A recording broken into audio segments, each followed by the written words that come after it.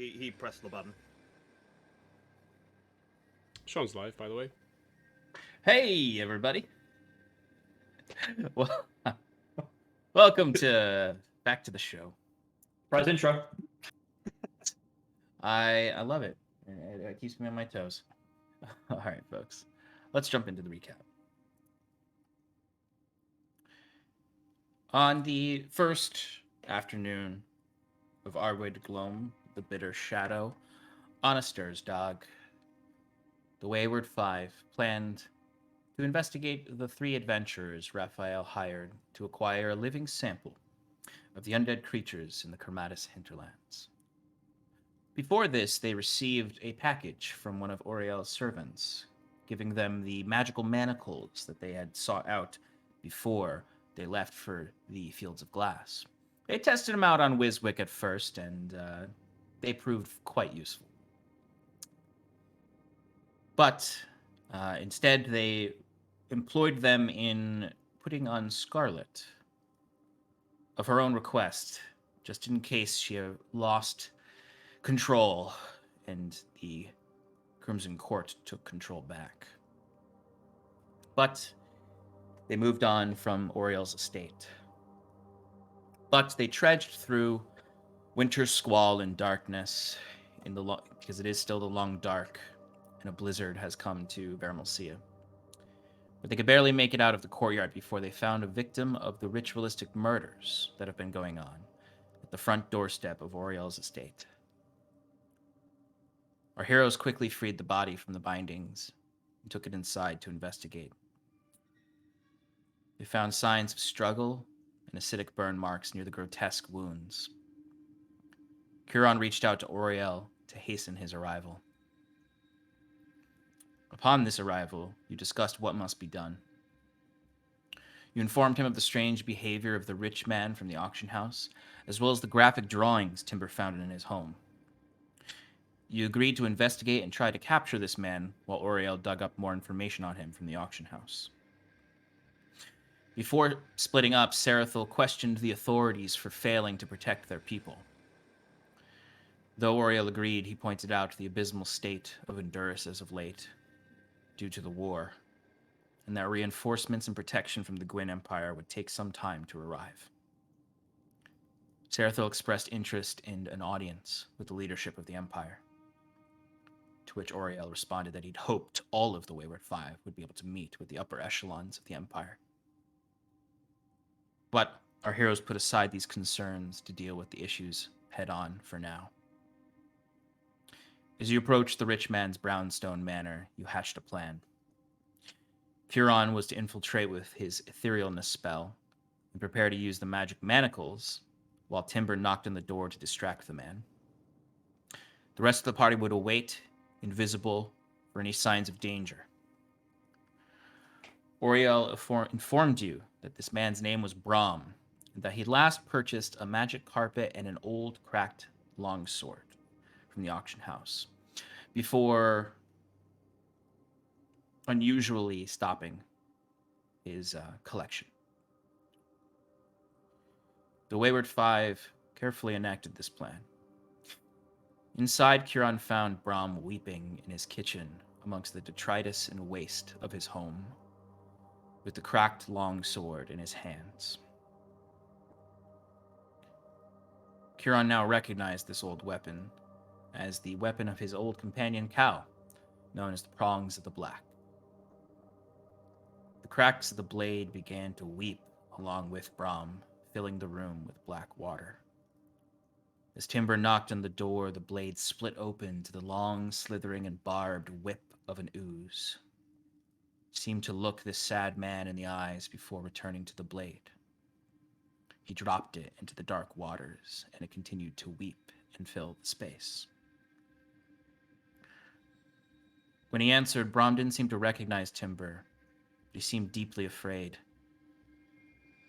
and unsure.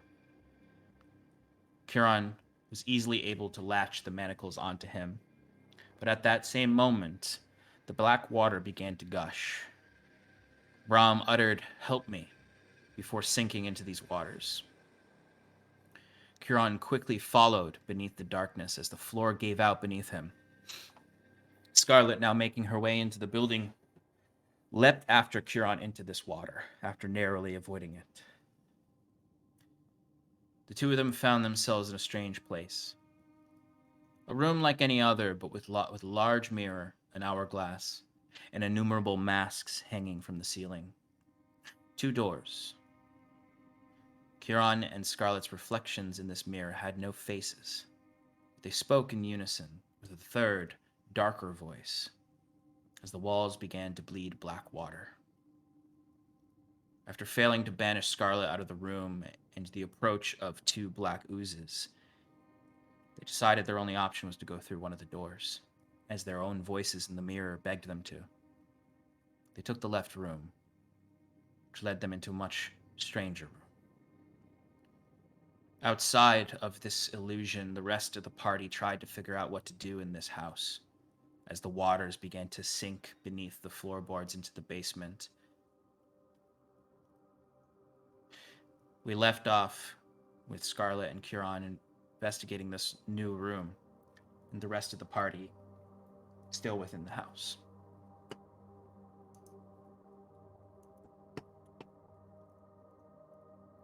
So I believe last week we left a bit of a cliffhanger for what you all wanted to do inside the actual house. Just So- remember. Yeah. So who's are we going to proceed with first here?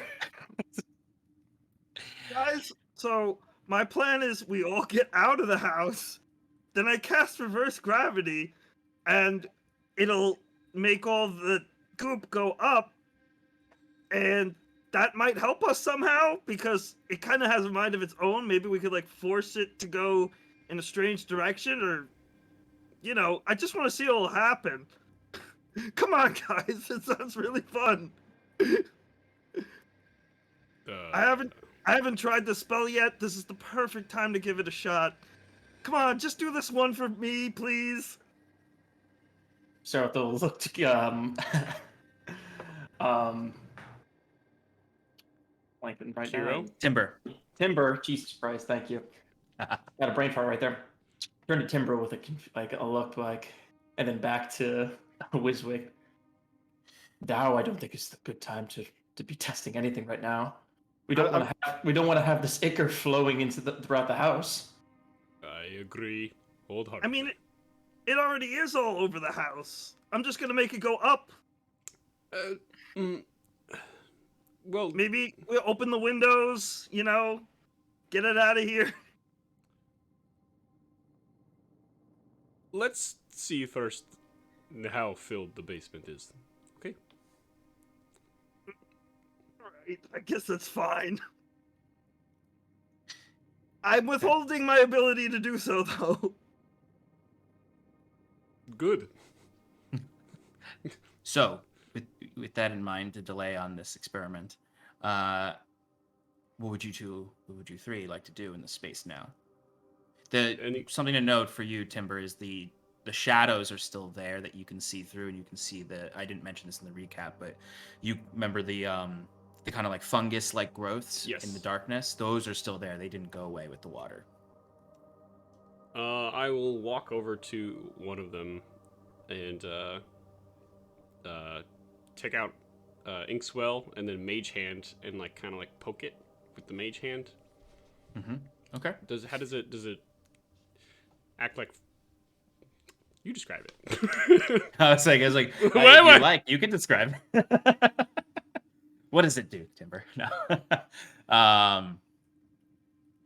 So when you poke, so your mage hand goes into the darkness, and there is a weird kind of reaction that happens a little bit because your mage hand is made up of darkness and shadow. So you can feel this as the mage hand is kind of an extension of your own body. You can feel, it almost feels like the mage hand is phasing in and out for a moment, like it's adjusting to this darkness. Really what you can get from that is that this is just like a, for lack of a better way to put it, stronger darkness than your mage hand. Inkswell, Inkswell starts to absorb the darkness. And you start to see sections of it kind of like becoming visible in normal light. I'm going to keep it there and let it just continue absorbing. Yeah. Inkswell is completely black now, like a black hole darkness, as it's held within this shadow. And you can see a portion has leached away the darkness and has almost been pulled into Inkswell, leaving kind of like this almost like perfect haloed ring around Inkswell where the darkness is not there. Maybe like a foot around, not massive. But you can see the this fungal growth, and it's not like, it doesn't look like mushrooms. It just looks like kind of like fungal body with a few more like polyps. And it is kind of like this absolutely like pale. It looks like pale human skin, like decomposed skin is the color of the flesh of the fungus. It almost seems to be deteriorating a little bit without the darkness. Okay. Hey, you two, can you take a look at this? Might have better eyes than I do. Did he do this in the basement, or where did he do this again? No, this is in the main the living room. Yeah, you're It's the main living room. Okay. Yeah, where you guys are. I tend to. Yeah, I will just take a look at it. You can give me a nature check if you'd like. Yeah, if that's the appropriate thing.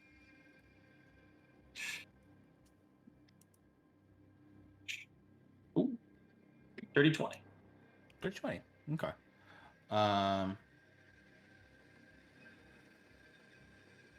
So it essentially, what you can get from it is, you know, as an inquisitive, scientific mind, magically oriented mind, you can at the very least tell that this fungal growth, whatever it is, you can't really tell its nature, like it's like what kind of fungus it is. All you can tell though is that it seems to not be able to sustain itself outside of this magical darkness. Okay.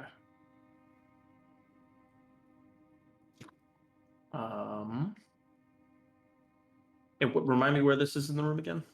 So if you're looking at like it's like a living room, it's basically like in all the corners of the rooms. Okay. There's just this impenetrable darkness that kind of just takes up the corner. Yeah. And spreads out a bit at the floor. You can see though, as you're observing it, it is in its deterioration without the darkness.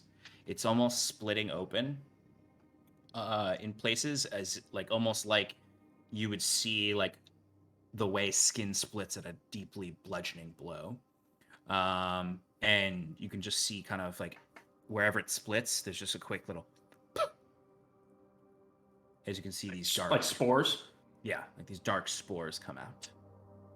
I will take whatever kind of clothing I'm having and conceal my face. Like, don't breathe in whatever this thing is. We don't know what we're dealing with. Do exactly that. All right, you're all wrapped up, masked up, PPE. Yeah, I'd say Wiswick's kind of like half has it on because he's like outside of the room, like kind of just like sitting where he was before, and you know, just impatiently waiting. Wiswick doesn't believe masks help, so. No, he just wants to do his plan. You do see Serathil, like the longer it is exposed outside of this magical darkness, the more it seems to be splitting open, and the larger the plumes of spores that come out. And when I say these spores look like darkness, I mean it's almost as if the with that kind of a piggybacking off of that dirty 20, it's almost as if it's trying to recreate the darkness around it with these spores. Okay. Is it getting reabsorbed into his inkswell? It is getting reabsorbed into his inkswell. Will there? Part of me just kind of wants to wait a bit to see. Will the inkswell ever like fill capacity, like get saturated like a sponge? It may. Is it okay? Serathil, can you create light? I can, but I don't know if it can penetrate this darkness. But I will attempt. And I mean, all I have is I'll try. I'll cast dancing lights Okay. around me, and I guess move them towards the corner. Once I sum them up, I'll combine them all into one Mm-hmm. and move it towards the corner and see what happens. Yeah, so the darkness stays completely pitch black. There's none of the light can seem to escape it. You can feel the dancing lights getting weaker the closer they get to it. Mm-hmm. And you can pretty easily tell that if the lights were to touch the darkness, it would absorb them entirely. Yeah, figure as much. Once it gets too close, I'll pull it back to me, and I'll keep concentrating on them spinning up, just to kind of keep this place lit as lit as possible, so we don't take any surprises. If anybody else is alert, if Wiswick's alert while we're studying these fungi. Yeah. Fun guy. Fun guy. Do we? I mean, I could just. I don't know how much time we want to spend on the fungal on this fungus that's here. Probably Pressing not matter much. is finding your two companions that were lost to the black ichor that's moved on to the basement. Right. We should probably just So- scout the basement. So that's what I was gonna say next. Is with the lights up, I was gonna slowly walk towards the basement doors, and the ichor's not on any of the stairs, right? Yeah, no, there's no concentration of the black water anywhere besides the basement. There might be like little stains of it drying up. Yeah. Like the floor does look kind of gross and sewage-like after the water flowed through it, but Mhm. there's no substantial amount that you think would affect you. So with my lights still active, I'd like to go down the steps into the basement, being cautious not to like step on any residual ichor on the way down, up until like I can't step any further. Following. Can- Further. Yeah, I was gonna say, can I like somehow help him by, relaying the information that Jack gave us? Because I think he's still down in the basement Yeah, you can walk beside or behind him and just behind. just being like telling him what you saw, which would very quickly be revealed to you as you take your steps down and the dancing lights go ahead. You can see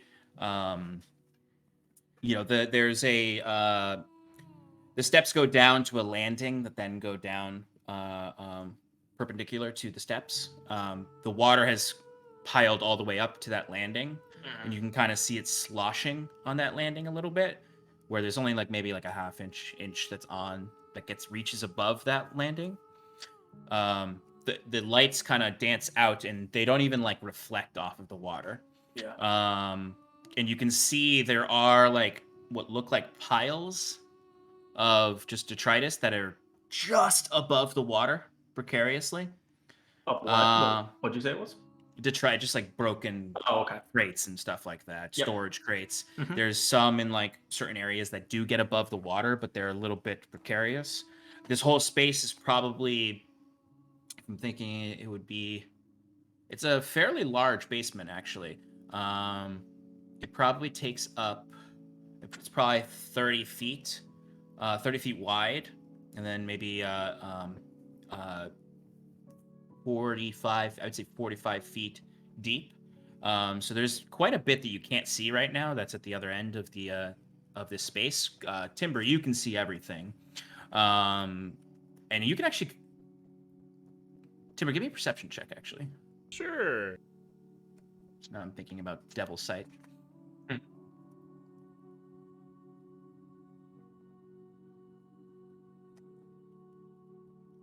I've dust in my eyes. Got a nice 11. Okay. You don't see anything particular, but I will say you do discover that you can see into the water a little bit with your Devil's Sight, where it's just like maybe like the top layer of the water you can see through. It's like you're looking in a dirty pond. In the middle of the room, though, where Jet had seen the pallid spiral, there is the blade there. The prongs of the black is kind of sticking out of the water at an angle. And you can see there's black water bleeding from it still, just at a much slower pace.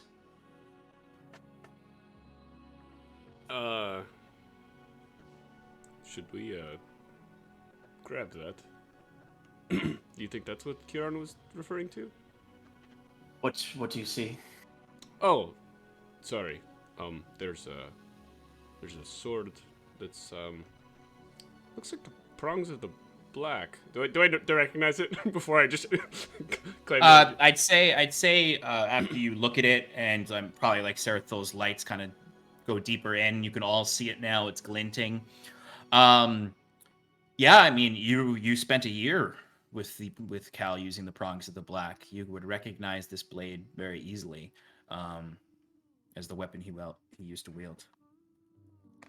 It's sitting in the middle of the room, like stabbed into the ground.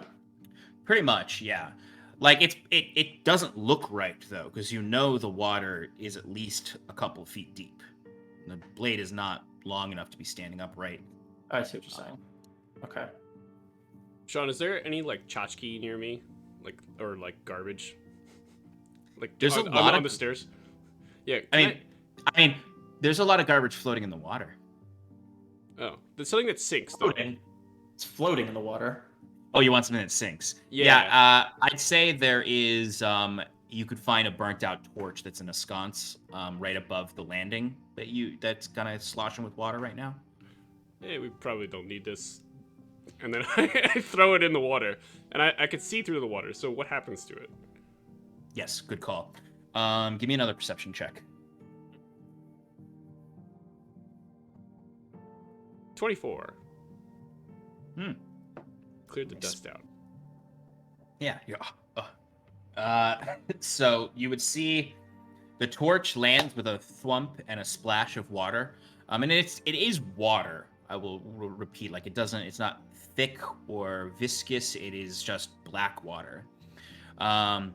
You would see essentially for those few, moments before it turns to murky, it lands in there, and you would see like shadowy tendrils kind of come up from the water, more like a smoke monster that's under the water. It looked like hands, but made of smoke essentially, or ink is a better way to put it. Ink in water, and they just sort of seem to wrap around and caress it for a bit before letting it sink. And with the 24, you can just barely make out that it doesn't go anywhere. It just sinks to the bottom of the basement. It's safe. Wizard, jump in. No, don't do that.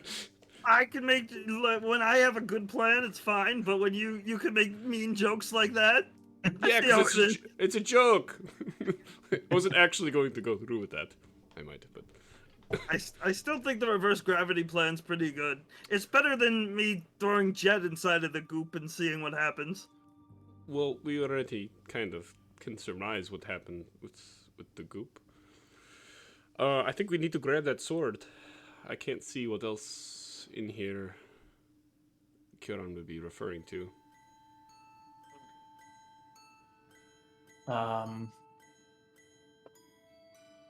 Wiswick, So you mentioned that the sword had a name.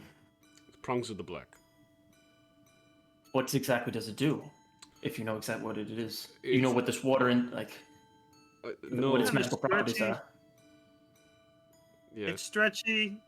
You can whip it around. it's like a sword whip. Yeah, and it also creates ooze, this acidic ooze. But we've never seen it do this. I can go grab it. Do I should? Far away Maybe is it, use your Sean? mage hand.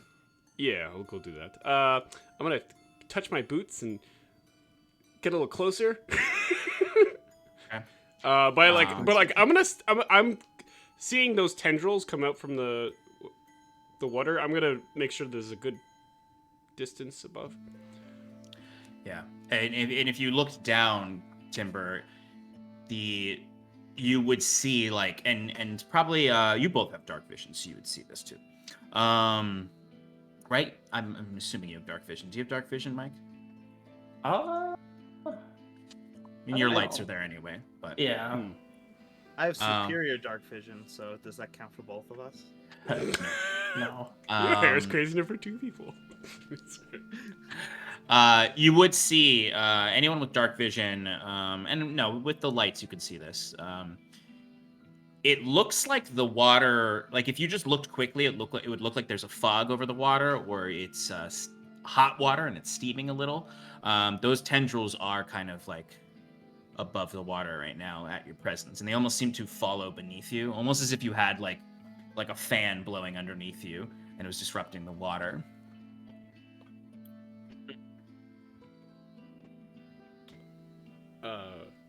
Yeah, I'm gonna get close enough and try to mage hand prongs. Okay. How close are you getting to the prongs of the black? 30 feet. 30 feet. Okay. My maximum. Are you staying like above it and over the water, or are you staying away from the water? Like I'm like at the ceiling of the basement, basically. Okay. Yeah, I guess another thing, since you have the devil's vision, the corners of this basement also have the fungus growing up them. Okay. And you can see kind of like not vines, but it looks like snaking vines of the fungus do go towards the center of the ceiling, but you can avoid them. Okay. Sean, is there like a small section of fungus like that is like close by that I could perhaps just attempt to cast a small prestidigitation fire and see if it how it reacts? I mean, you could try. You can't see the fungus. You just see darkness in the corners. Oh, well, then I won't even bother. If I don't see yeah. the fungus, then I'm not going to take a shot. Okay. The mage hand goes to grab the prongs of the black. And you just trying to like lift it up, pull it out? Yeah, just try to pull it out, see if I can move it. The shadowy hand seems to come and it grabs onto the hilt of the prongs of the black, and it immediately turns into black water and falls into the water. Jeez. Oh no. And do I see it in the water, or did it get? Yeah. Okay. Yeah, you can see like the shape of the hand has been like turned into that inky like substance you saw, and then vanishes into the water. Musicbed, can you control water? Is that in your kit? Yeah, I got a spell that can do that, sure. It's a 7th level one, it starts with R. Timber looks back and gives him the dirtiest look. Ethel actually sits there for a second, like pondering, but like, what could he? And then he just rolls his eyes. I must know this spell. What is the spell? All right. Well, if that's really it, Sarathil, do you? Just jumping up and down. He's like, yes, say it. Well, fine. I have 2 options, potentially, but if they don't work, maybe we give Wiswick a chance. All right. What are your options? Well, I crawl back at this point. So we're not shedding across the basement. Yeah, come back. What is everyone's passive perception? 18. 30. Mine is 30. Not even Yeah, there. in the illusory world you're in right now, you just sense the danger they're in. Oh, the others, they're in trouble. It's 10. Yeah, mine is also 10, but the bat's got an 11. Okay. I mean, Jet also has sonar, and he's just been watching. If you'd want, you can give an active check for Jet. Cool. Timber, because you have high enough passive perception, you notice this and avoid it. Where the shadow had grown towards the center, it doesn't cover the whole ceiling, but there are kind of these. They almost look like points, like blades that come towards the center. You can see that there's just sort of these writhing singular vines that grow in, these tendrils of the fungus. You notice just barely, kind of you almost glide past it as it tries to grab you. The shadows that it produced, the spores of darkness, seem to almost like, it's not like an arm tried to swoop you up. You just like suddenly felt the darkness like, kind of just like descending on you. Like smoke was just billowing down around you, and it was just gonna. It landed an 18. Jed also sees this. He doesn't see the particulars behind the darkness, but he can sense the disruption around Timber. Oh boy. All right, let's get out of here. Those Yeah. Oh, we need the sword, I think, but this is. Watch out for the spores; they could grab you. Seeing them, Sarathel's going to act quickly just on his first instinct and attempt to. Let's do spell level. Asteroid, yeah, just basic. Third level dispel magic, focusing on the sword. Okay.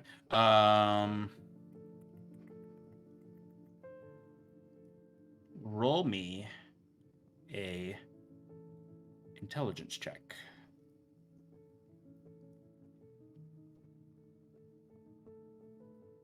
Ooh. 13.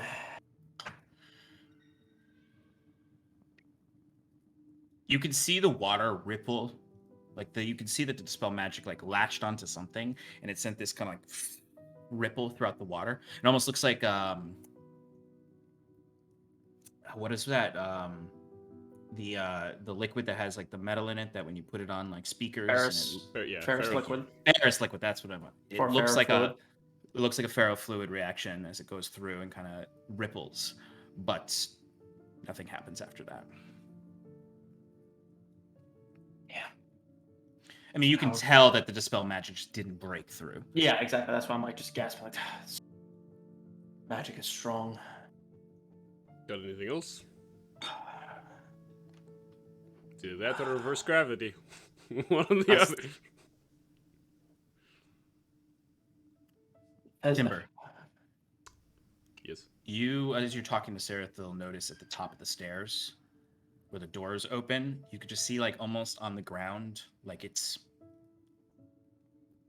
like someone has a fog machine working upstairs. There's just this black spore cloud that's crawling across the floor. Oh crap, guys! Watch your feet! And I immediately take out Inkswell and I like put it. Yeah. Clog. Yeah. Absorb. What do you put it up towards the top of the stairs where this is coming down? Yes. Yeah. Okay. I imagine you can even just like stab it into the ground at the top of the stairs. Yeah. And you can see it is kind of like as it gets closer, it's like fog that gets too close to a fan. It just sort of. But if you recall, Serathil did, in observing, realize that there's most likely Inkswell will get saturated and not be able to absorb anymore. Seeing that we're running out of time and not just discussing anything, I'm going to try my second thing and more hastily just be, maybe you can help me with this. Looking towards Wiswick, and we'll cast telekinesis on the sword, trying to pull it and remove it from its position. Wiswick will wait and see what happens when he tries first. Okay.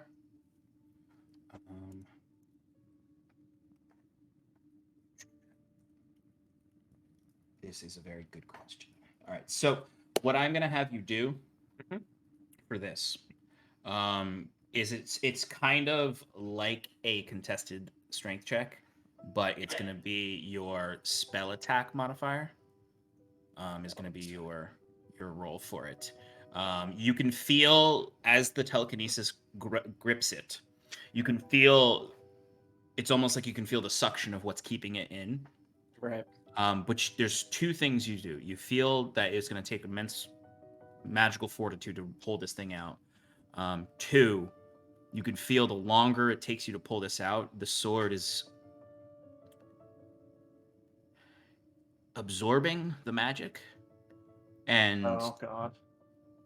You can sense though that it's not like it's just like destroying the magic though. Mm-hmm. Like it's doing something with the magic. It's not just being absorbed and dispelled.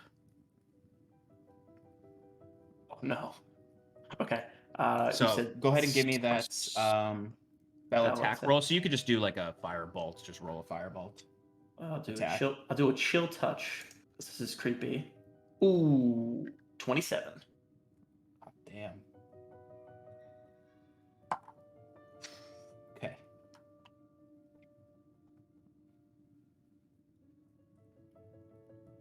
You feel the sword budging, and there's this loud, horrible screeching noise. It happens every time it moves. It sounds simultaneously like someone is scraping this sword against a chalkboard, and like you're hurting something. Oh no. But the sword comes out of the water as you see the water ripples. It's still weeping water, and if you move it at all, pull it towards you, can just hear the water dripping down in from these sword tears. Okay. But the water hasn't still not receding at all. It's Water still has just not dripping started into it. receding yet. No. Oh gosh. Gosh, I got it. Oh, I was hoping that this would get rid of all the water. I'm not quite sure what to do now. Do you have any sort of magic dispelling tricks up your sleeve as well? If I bring it closer, we can examine it at least. I mean, I don't know about dispelling. I can try and telekinesis like you can.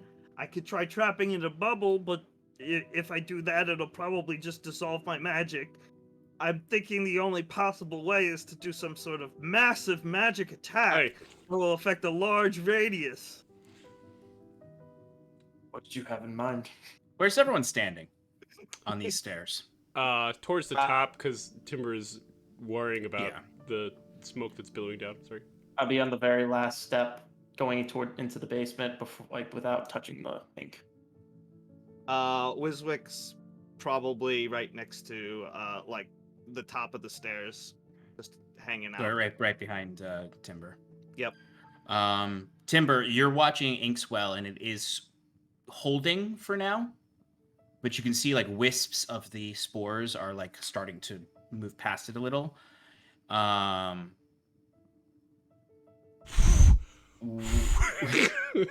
Wiswick, I need you to give me a dexterity saving throw. Okay. Seraphil, I need you to give me one also. Dexterity. Yeah. Okay. I'm gonna pull a little luck point out of my pocket here. Dexterity. Oh goodness. Well, 12. I'll take the 15.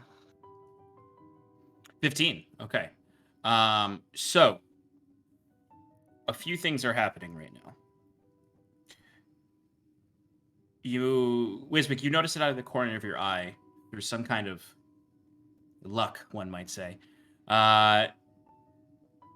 Where the kind of like the stairs are coming down like this, and then there's kind of like the wall of above that then opens up into the basement.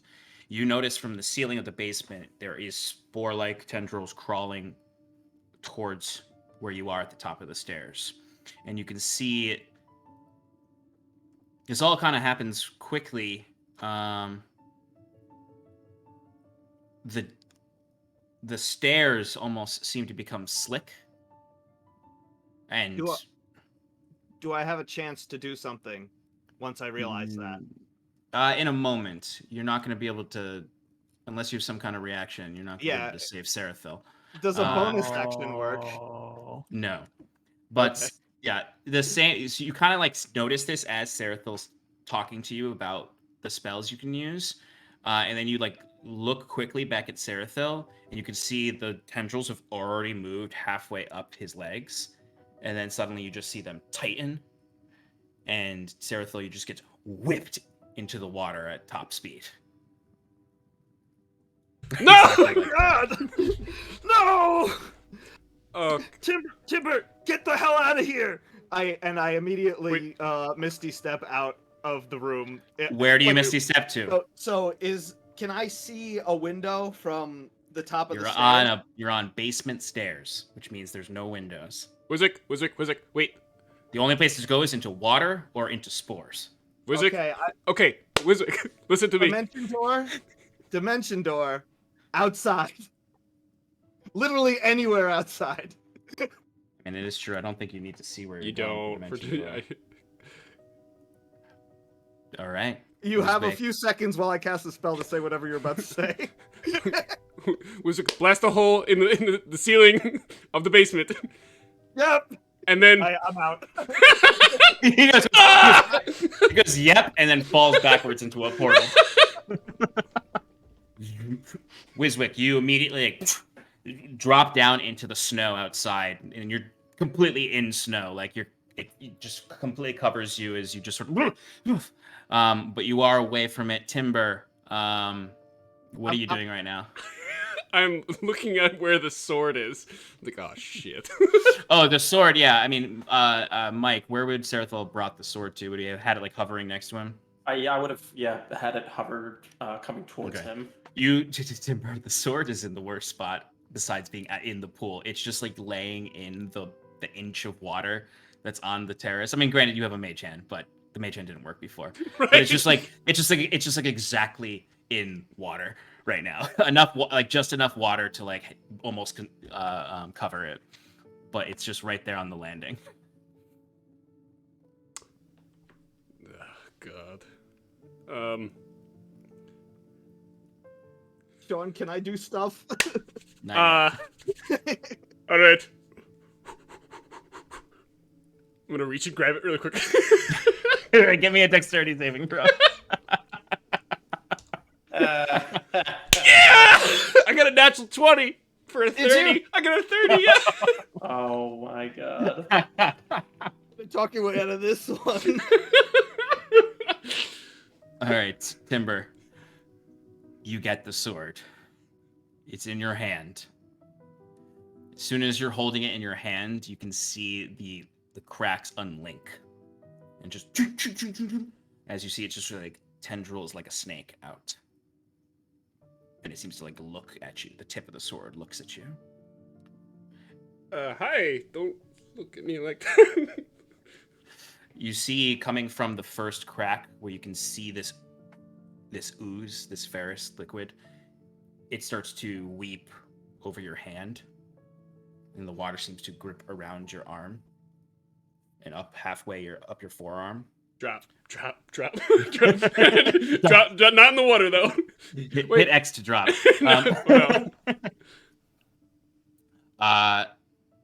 Before we resolve that, Mike, can you roll me a D4?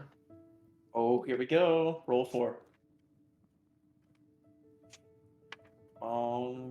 Get with the rest of the clan. Oh no. 3. 3, okay.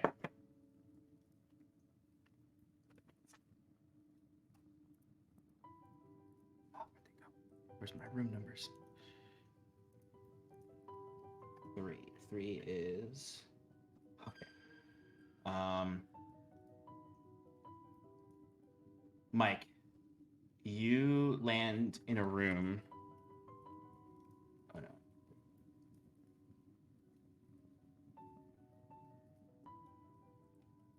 Oh no, you...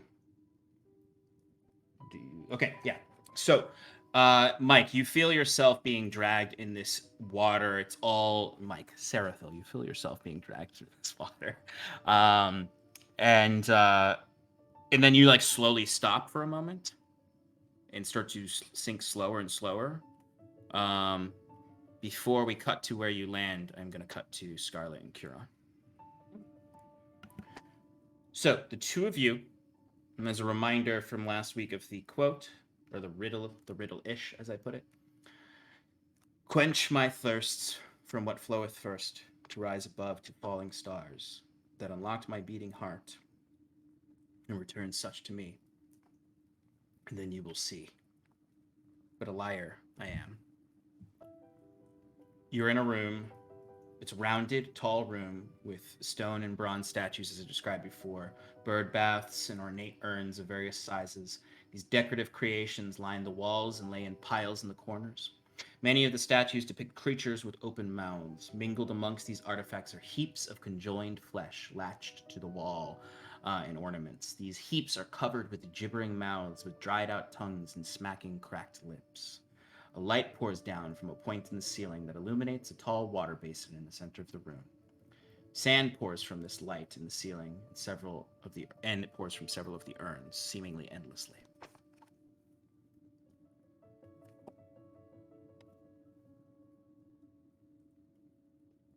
What's the phrase? Out of the frying pan into the room full of Fire. mouths? What do you suppose this means? Well, it must be a continuation of whatever those lookalikes of ours in the mirror spoke of. You know, remember it was something quenching thirst from open thirst. I don't know, I was never good with riddles, even though that's all the gods say to me. You think we're supposed to feed them a drink? I don't know how any good can come of that, but that seems to be the direction in the riddle. But it did say it's a liar at the end. So maybe we don't?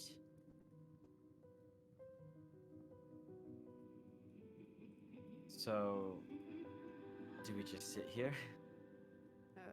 Hold on, let me try something. If I was to get close to one of these heaps of flesh and having my flame out, do they react at all?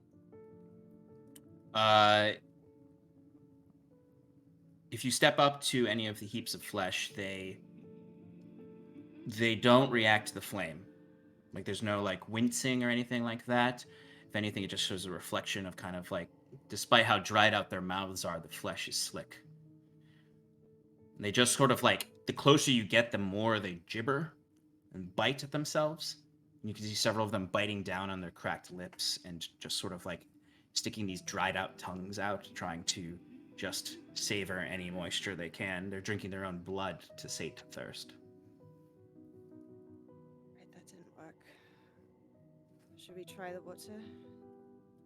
Just splash it on it and see what happens. Well, it also says, from what floweth first, right? Which is the sand?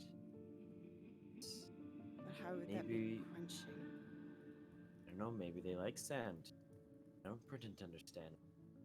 Gibbering enjoy? You said there was was there like a cup or something?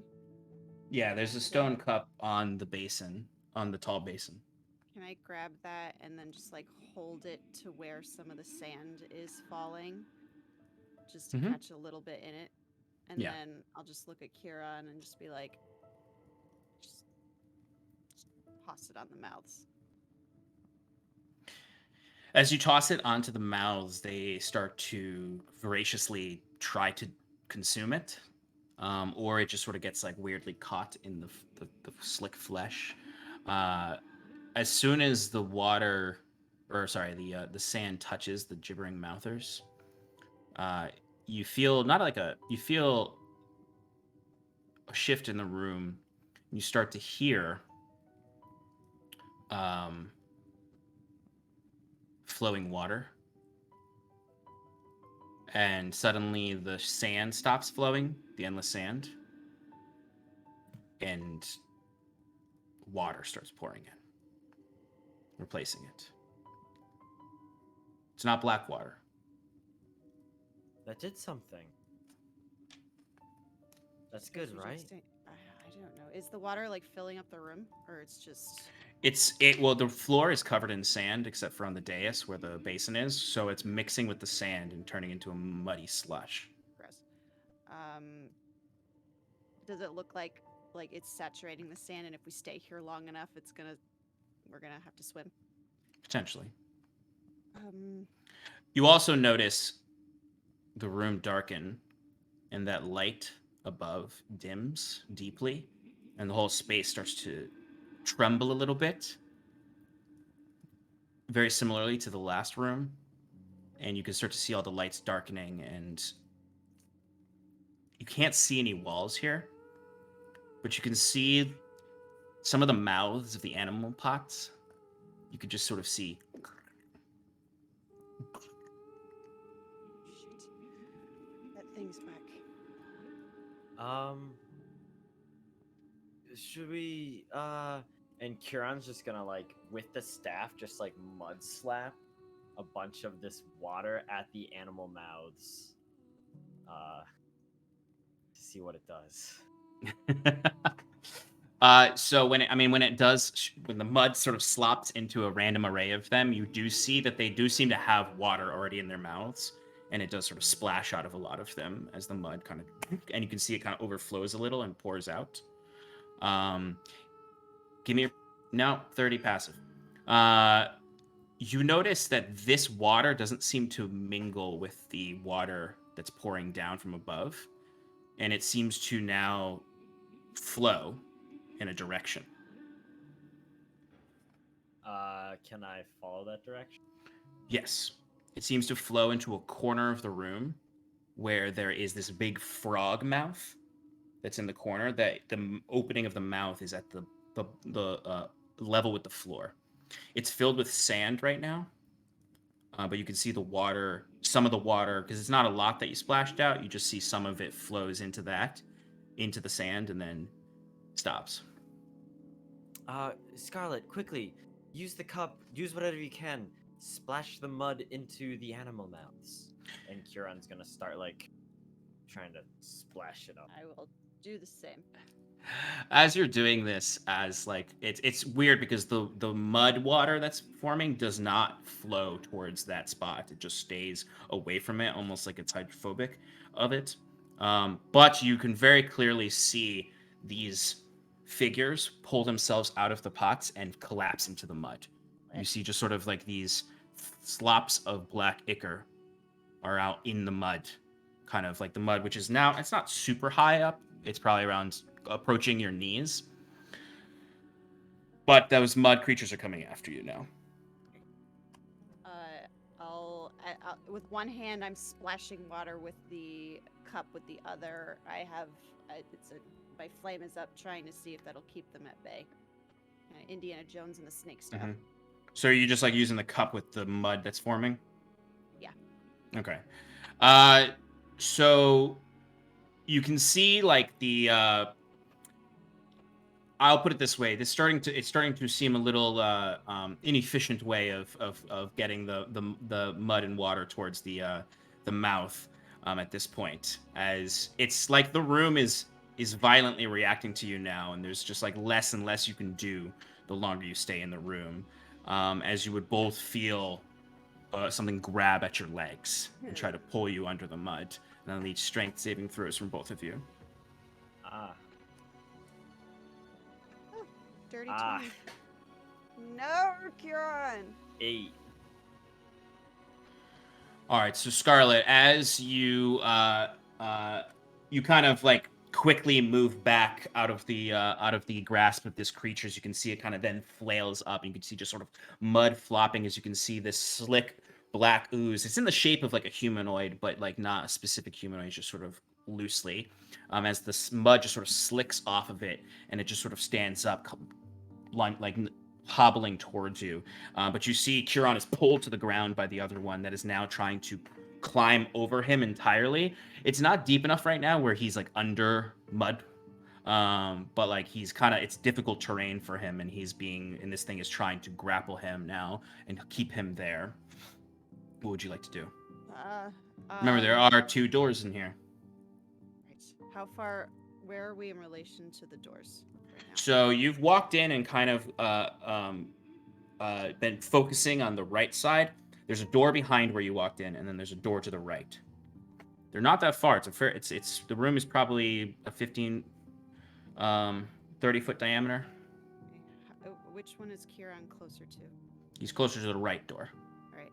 I want to attempt to dive around this mud monster thing and try and at least grab onto Kieran and try and pull him out. Okay. I will need either acrobatics or athletics from you. Acrobatics, oh shit. Dirty 20 again. Creature is just going to get one attack on Curon, the one that was on him. Good thing he did not roll well. So as you're dragging Curon out of this slop, the creature kind of like it goes for a swing on Curon, and maybe it grabs his leg and tries to pull him out of your grasp, but you rip him out, and you're dragging him through the mud. You're caked in mud at this point. Do you go through the door? Yeah.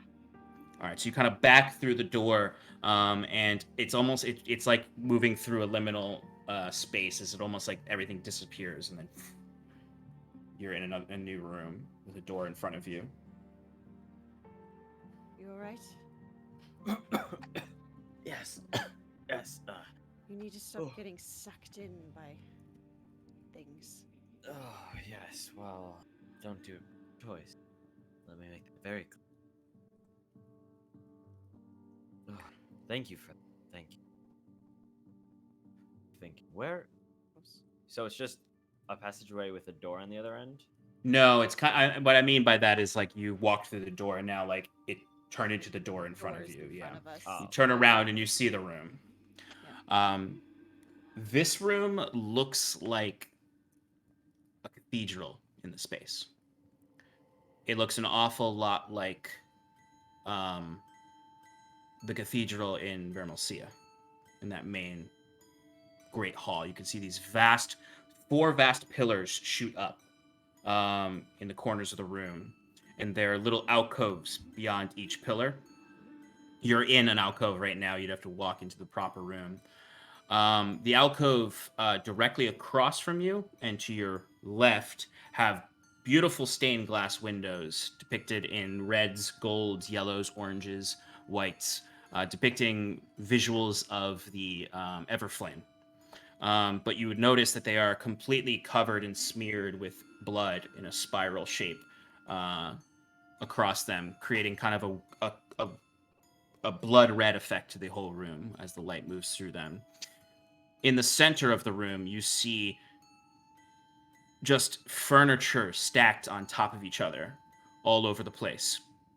That leads up to a point where you can see above it, just maybe a little bit off from it, so you'd have to jump for it if you were at the top of this. You see a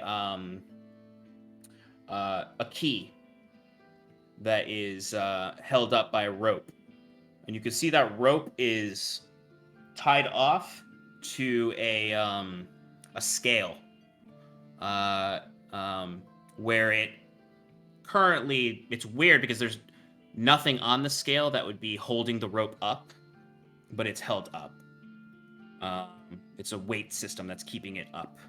If you were to off the weight, the key would come down. At the top of the peak of this pile of furniture in detritus is Brum, and he is trying to climb it, and you can see him at the top just sort of like reaching for the key. He looks disheveled, exactly like you saw him before.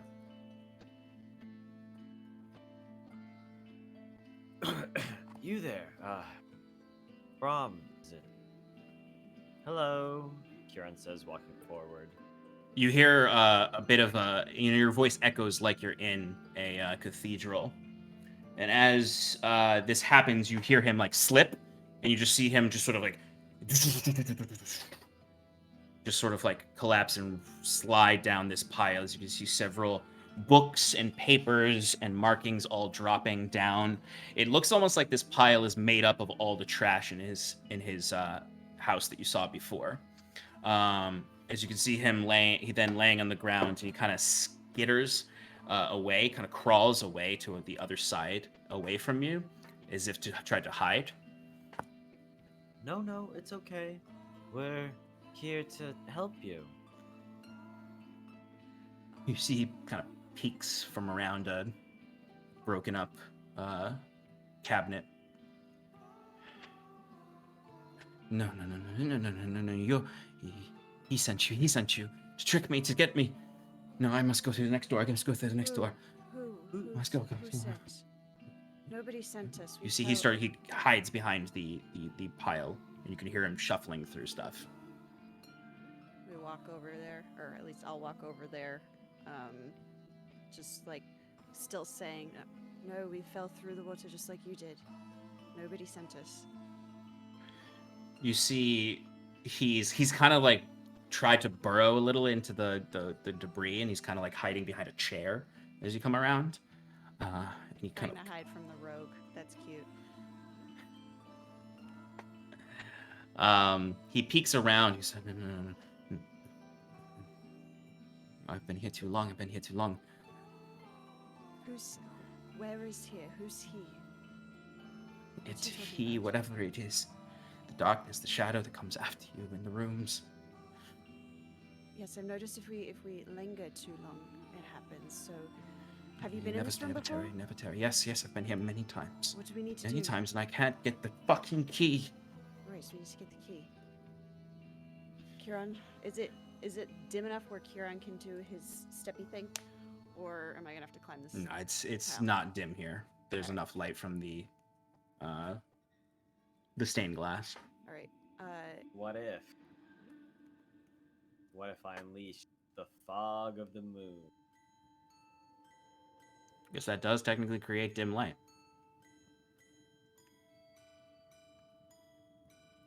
If you'd like, you could try.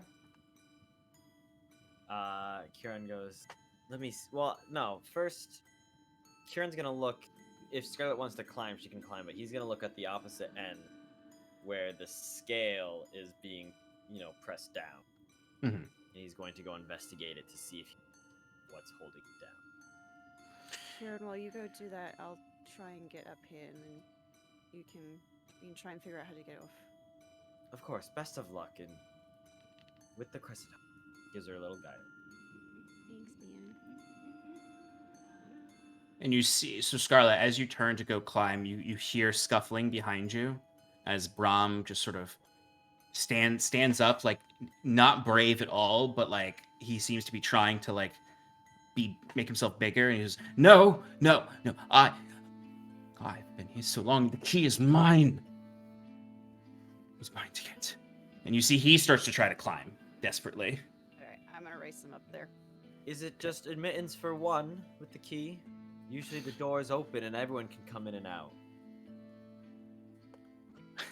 He ignores you and ferociously is trying to climb. He is not well, though, so he's probably not going to beat you, Scarlet.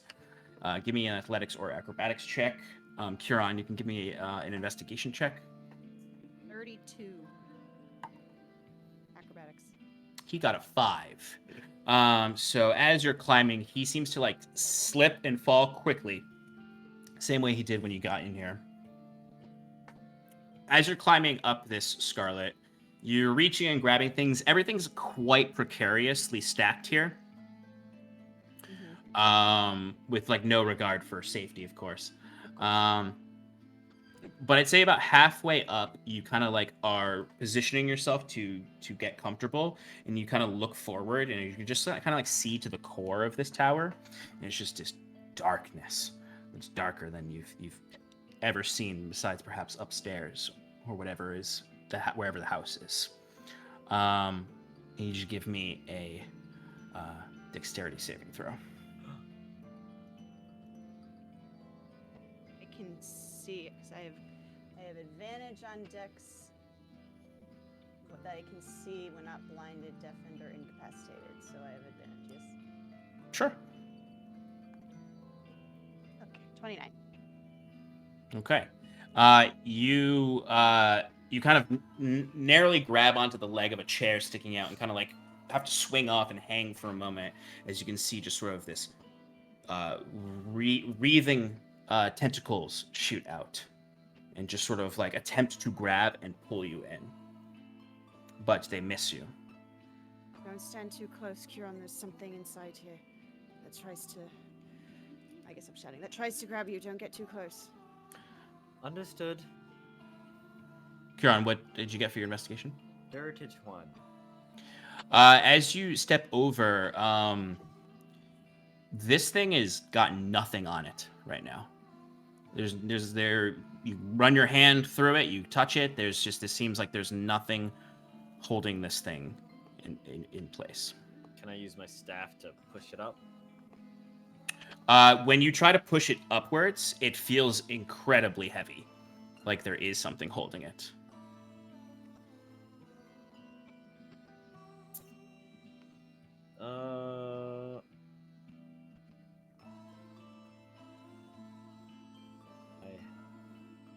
I cast the invisibility.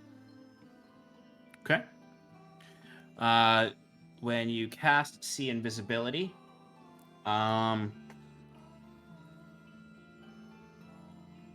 you do not see anything on there. God damn it. Sorry. Crescent Heart, damn it. Well, that was a waste of spell.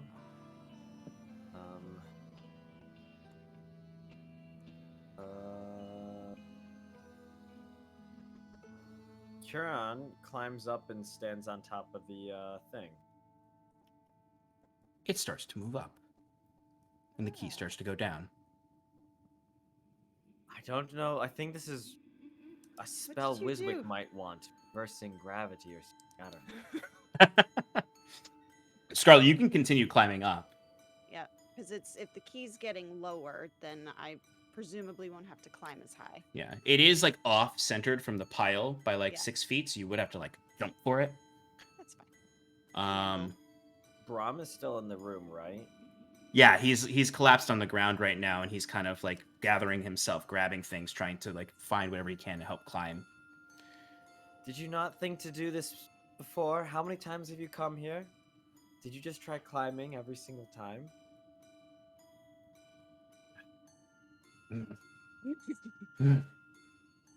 He literally just like kind of growls and hisses at you for a moment, and then like bolts for the next door.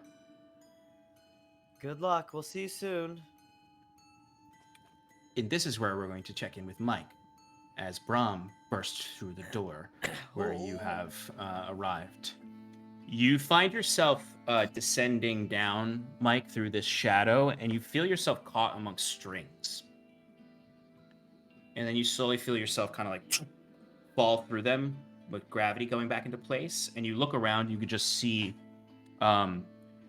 marionettes all around you, hanging from the ceiling in this room, and you're kind of caught in their strings. Give me a quick perception or investigation check.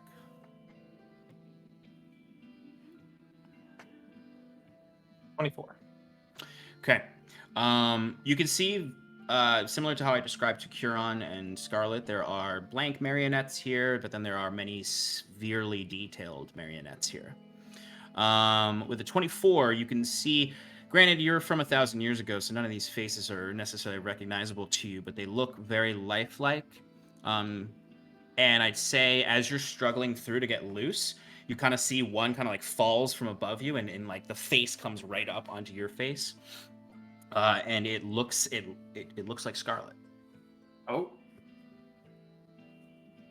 I could tell that it's not actually her though. It's a marionette. Yeah, you can tell it's not like talking or moving or anything. It just sort of like looks, and it's Scarlet. She's got a big grin on her face that's exaggerated and painted over with like this gaudy, like bright red over it. But her eyes look incredibly pained, and she's weeping in it on the marionette. It's quite eerie. So I'm still suspended in the marionettes.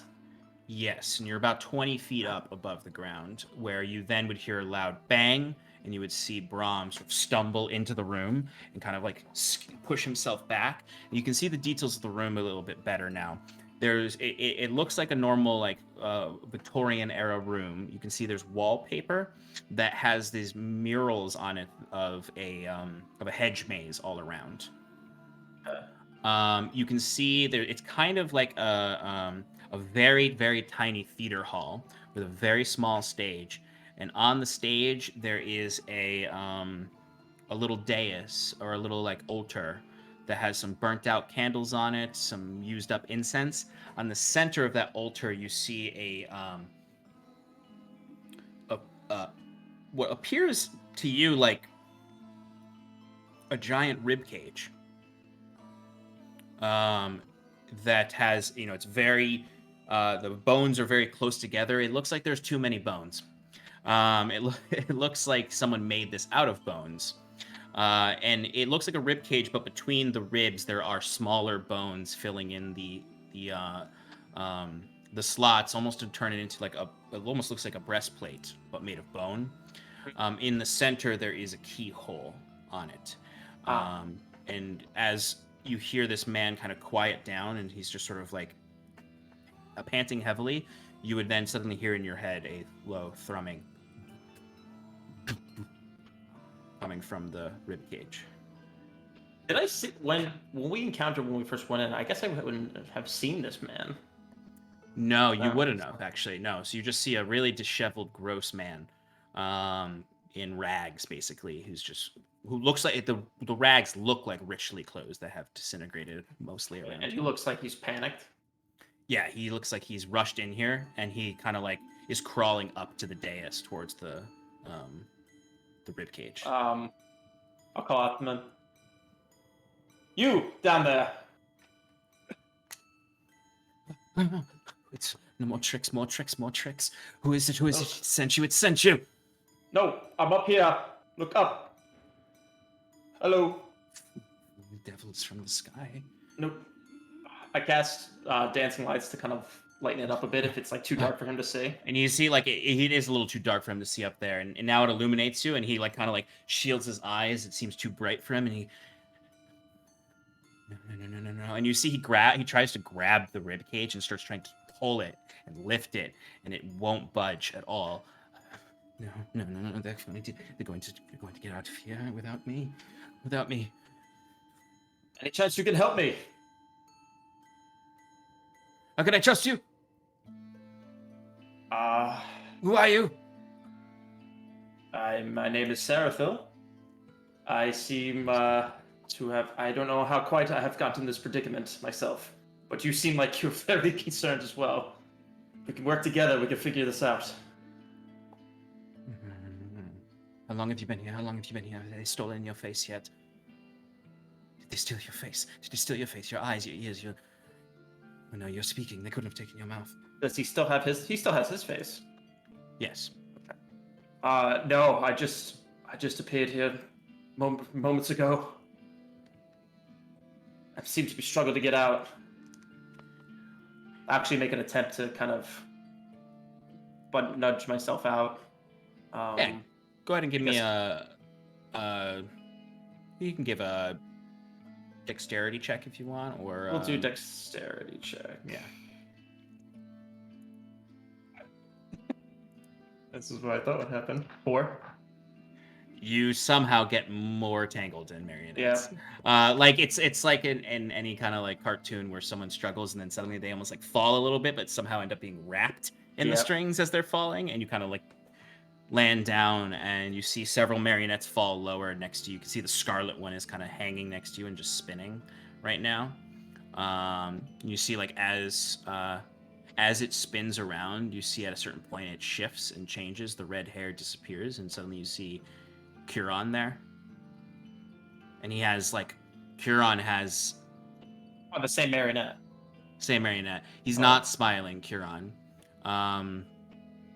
He has a grimaced frown on his face, but in a... It's like, it looks like the lip is trembling almost. Like he's weeping, he's crying, but not in like I am sad, but in like a toddler crying way.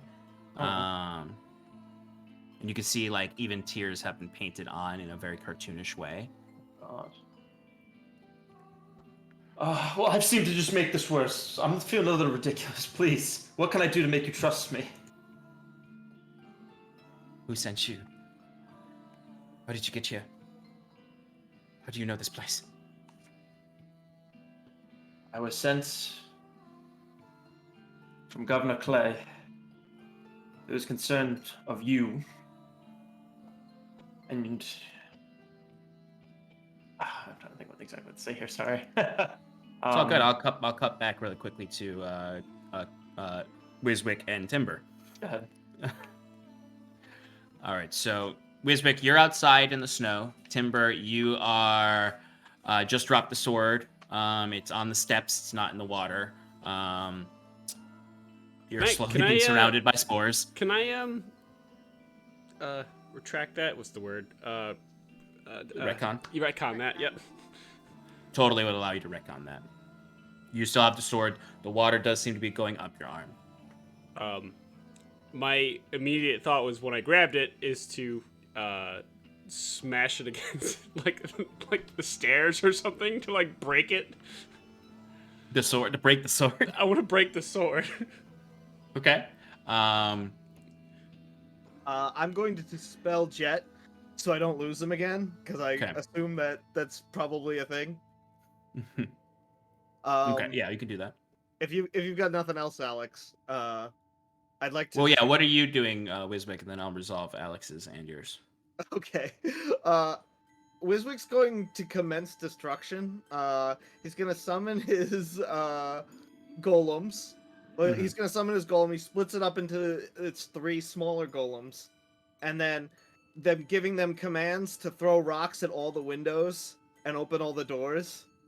And Wiswick, kind of knowing the layout of the first floor, is there like a possible way that I can like shoot some sort of attack towards the entrance of the basement, so I could kind of like free open kind of like a direct I guess technically yes, you could, because it does have like one of those very small basement windows, and I did say that it had like the stairs going up to the first floor, so there would be kind of like classic upper wall basement window that you could see. From the outside you can see, you can't see it from the inside. Well, I guess Timber could see it because it's in the dark. Alright, so while the golems are throwing snowballs with rocks in them, I'm going to cast Maximilian's Titan's Grip, and I'm going to punch the crap out of the wall that is closest to the basement. Okay. I would like a spell attack. Yeah! Timber, inside, you thwack the sword forward, and it in the snake-like extension just sort of like whips down and lodges into the steps. And when you try to pull it back, it won't budge. Like it's almost like the snake is like gripping. But you can see it's starting to burn, like acidically burn the wood away. You almost start to understand why the furniture was all broken up upstairs. Like maybe he also was trying to do this with this blade and was not successful. Alright, praying that this wasn't a load-bearing wall, Wiswick punches it with a 15. And as you contemplate this, Timber, what just happened with this, you see a massive earthen fist punch through the wall and window of the basement. As you can see, rubble and debris fling into this space, splashing into the water. And as you can see, just sort of like the spores get dispersed all over the place. And I need you to give me a dexterity saving throw. You got this, buddy.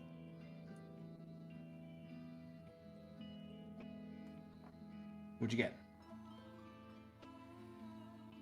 I think you're 12. Oh no. I imagine that's what Timber says as this comes through. Oh no. As you feel that kind of like it's hard to tell what's spore and what is just debris that wraps around you before you feel yourself sink. I need you to roll me a d4.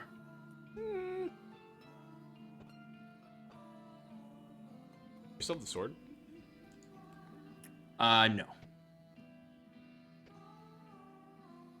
I got a 2.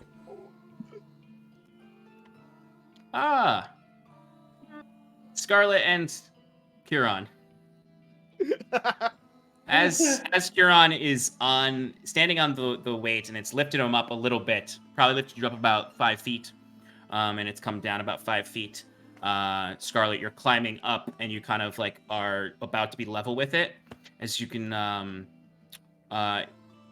you see a bunch of the debris in the middle of the room just goes shooting out, and almost like it was spit out by a creature. And you can see like the black water spit out, almost like something's coughing it up from in there. And you can see rolling out of it, covered in black water, is Timber. Ah, Where did Kate, you come from? you decided to join us. You alright? Yes. Don't What's get going too on? close to this pile. It tries to grab you if you do. She Okay. says as she's hanging from the top of it. Oh, all right. What's going on out there? Well, Wiswick is the only one left out there, so Oh no. I can only imagine what's going to happen next. Serathil got If grabbed that in here. entire Wait, city block isn't destroyed. Wait, you said Serathil came in. Yeah, isn't he here? No, I I haven't seen haven't him. seen anyone. The So- individual, Braum, was in here earlier, but he left He disappeared via through the door. that door. Hmm. Well, I'm glad that you two are okay. I didn't know what you needed in the basement. There was only the sword. I didn't know how to get rid of it. There was a circle with the Pallid King's mark in the middle of it. Kind of ritual. Well, Want the key, please? Scarlet, would you like to jump for the key? Yes, please. Go ahead and give me an acrobatics check. With guidance. With guidance, yes. So go ahead and add a d4. Just Okay. Alright. Alright. D4. 25. Okay, Scarlet, you leap out. You grab onto the key. It looks pretty cool. Pretty cool. Looks pretty cool. impressive. Uh, as ever. You grab the key and the rope, I imagine. Mm-hmm. And it swings a little bit. You feel yourself weirdly pulled up, and Kieran, you very quickly feel yourself pushed down. But you are grasping onto the key. Okay. I'll catch you. Can I'm gonna say I'm holding with my right hand, and so with my left hand, can I try and reach up and with a dagger and cut the rope? Yeah, easily actually. Cool. Do you need a roll for that? No, because it's a rope. So you. Rope has an AC of 8, actually, and 12 points. Scarlet, you spend the next hour trying to cut this rope. This is not going to be like the time I made your husband dig for way too long in that one With a encounter. spoon. Oh, With that a was spoon. amazing. Sticking with his elbows. Yeah. You grab it, you cut it, you begin to fall. As you're falling, I'd like you to give me a dexterity saving throw. This is not for your landing. Yeah. No, I figured it's something.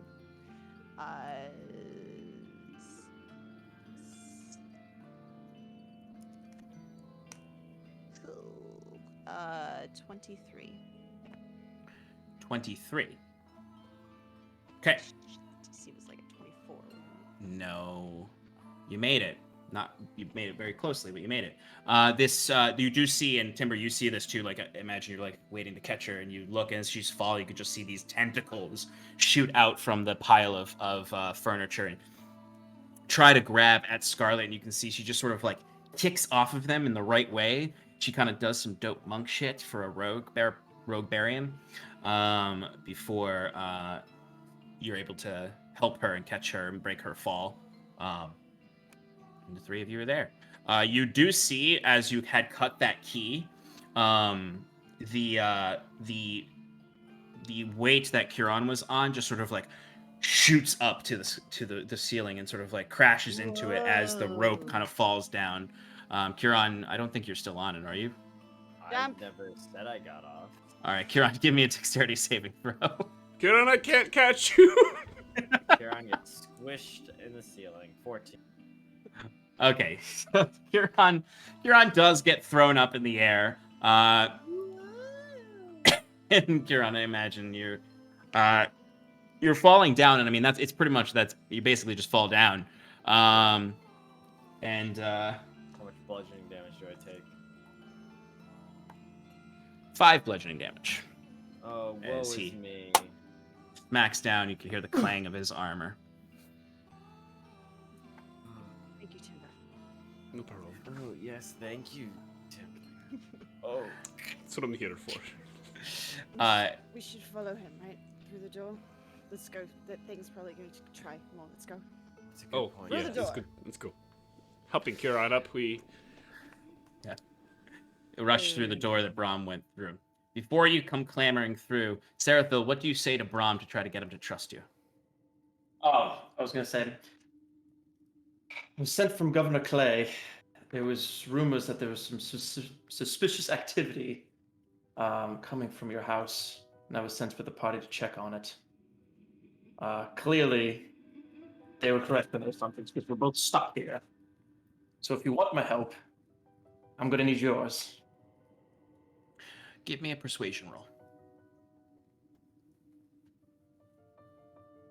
He does, you see as you're saying these words, like mentioning reality, mentioning the Governor Clay, he does seem to pause at this, almost like he's starting to think about what's real and what's not. It was a 19. What was it? 19. You see he kind of like starts to shake his head and say, yes. I am Brahm. Yes, of course. How do you need help? How can I help you, sir? How can you help me? Oh, well, we can both figure out together how to get out of this mess. But I'm going to need to be untethered from these strings. When I fell down, did I fall a little closer to him where he can... Yeah, I mean, Reach, or- it's still a little high up for him, Yeah, but it's he fair. can try to jump up, try to do a vertical leap to get up to you, but Or actually, I'll ask, do you have a dagger or something? A knife? you see he just looks down and he just looks at, like, the wretched robes that he's wearing. Something sharp in the room that you can toss. Something sharp. I don't think I own anything like that. Why am I here? Why? You can see he's starting to slip back a little bit. Why? How long have I been in here? Brum. What? Is Try to that get his noise? attention back. Look at me, Brum. Brum. He's coming. He's coming. Something's coming. Give me another persuasion roll to hold his attention. 9. He's coming, Bryce. He's coming. The shadow. We can't. No. And you see he returns to trying to rip the rib cage off. He's coming. He's coming for us. In that case, I'll look up back my strings, and I guess I'll start. Could I roll like an intelligence check to see like how the tanglings are and how I can like unmaneuver out? So you know what's actually interesting is you do technically still have telekinesis up. So I mean, I don't know if there's a way you could use that to try to pull yourself out of this, because it lasts for 10 minutes. Oh, thanks for reminding. And you haven't taken any damage, so you're. What would you look at that? How nice of you.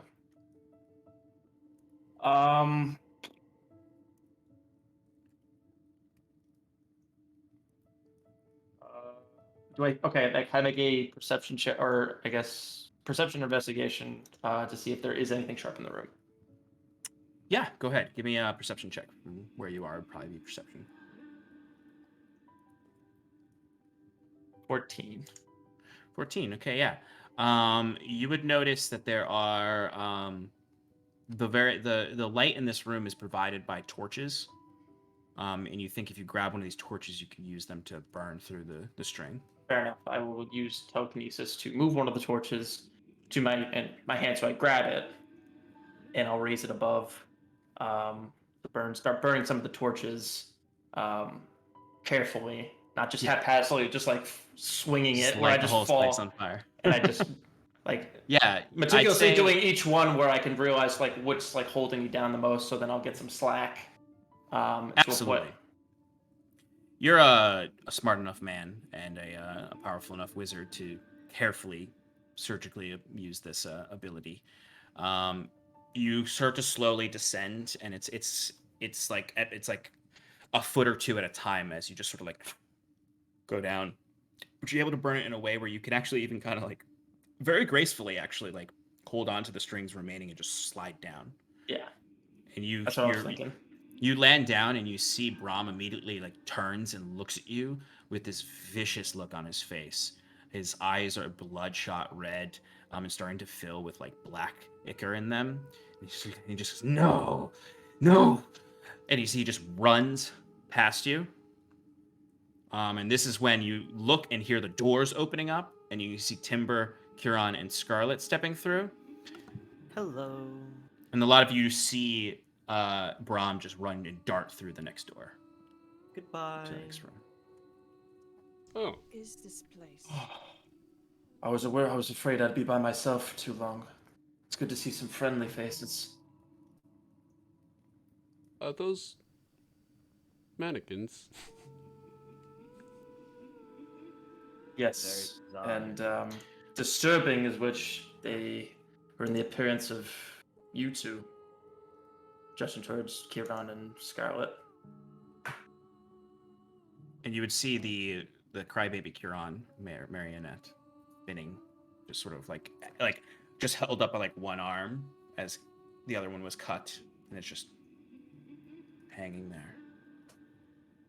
Right, the longer we stay in these rooms, the more dangerous it gets. So, what is it we're supposed to do in here? I have this, and I hold up the key. I noticed the altar, right, with the bone and everything. Yes. Well, that's quite handy, because there seems to be a keyhole right over there. I'll gesture to the altar with the bone cage, breastplate or whatever. I mean, my instinct is to go put the key in, but I don't know if that could lead to anything good. Braum, before he panicked and ran away, seemed very desperate to try to open up that cage. Yes, well, this is also the man that's been ritualistically killing innocent civilians. But For a not of his cursed own sword. accord. Something doesn't seem right from what I saw on him. He looked fearful, like he had been taken. He was just looking for a way to get out of here. As are we all. To be honest, I don't know how Cal wielded that sword for so much time. He must have been very strong of will. And Brahm's a little weak-willed. Yes, well, he likes to throw his gold around to get what. Anyways, Anyway, sir. Shall I go put the key in? well, we must. Well, what retreat. room did you just come from? Maybe we should finish exploring every option that we have. No, there's. If we go back in that room, it's dangerous. There was tentacles shooting at this pile of furniture that we had to scale to get the key. I don't think there's anything left for us there. But that rhyme, or whatever it was, said something about returning. A beating heart. That unlocked my beating heart. Yes. Ryan, could you say it in its entirety for me, please? I remember that enough to be able to do that. I'd say yeah. I mean, I'd say Huron. I feel like Huron's wisdom gives a pretty decent memory. I'm gonna copy it and put it in the chat so that it's further down. Or I guess this is what I'll say. Here, Sarathil. As Thank you you. start saying the rhyme, Scarlet, because I know at the very least you would have remembered the first line because you had said it already. You start to say "quench my thirst," and you would all suddenly start to hear your voices saying it, all of your voices, as you would see descending from the ceiling, 3 more marionettes, each of you. There's a crying Huron. There is the smiling, weeping Scarlet. There's a plushie of Timber. No. No, you see the Timber one is like it's got like fur glued all over it and hair from various creatures. And you can see the face is scared, but like in a comical way almost. Like all of them are mockeries of you.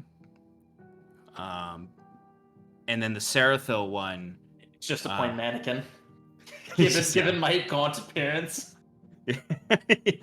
No, it is just basically a blank mannequin. Your face is like it's the clothes are yours, Yeah. but the mannequin is completely blank.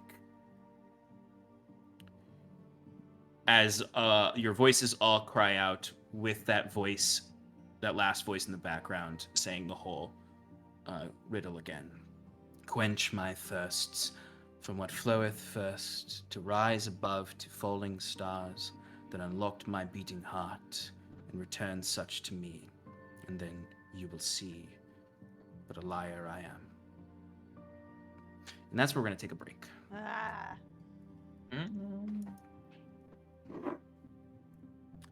So we will be back in 5 minutes, folks, so stick around with us as we continue the adventure. See you soon. Thank you.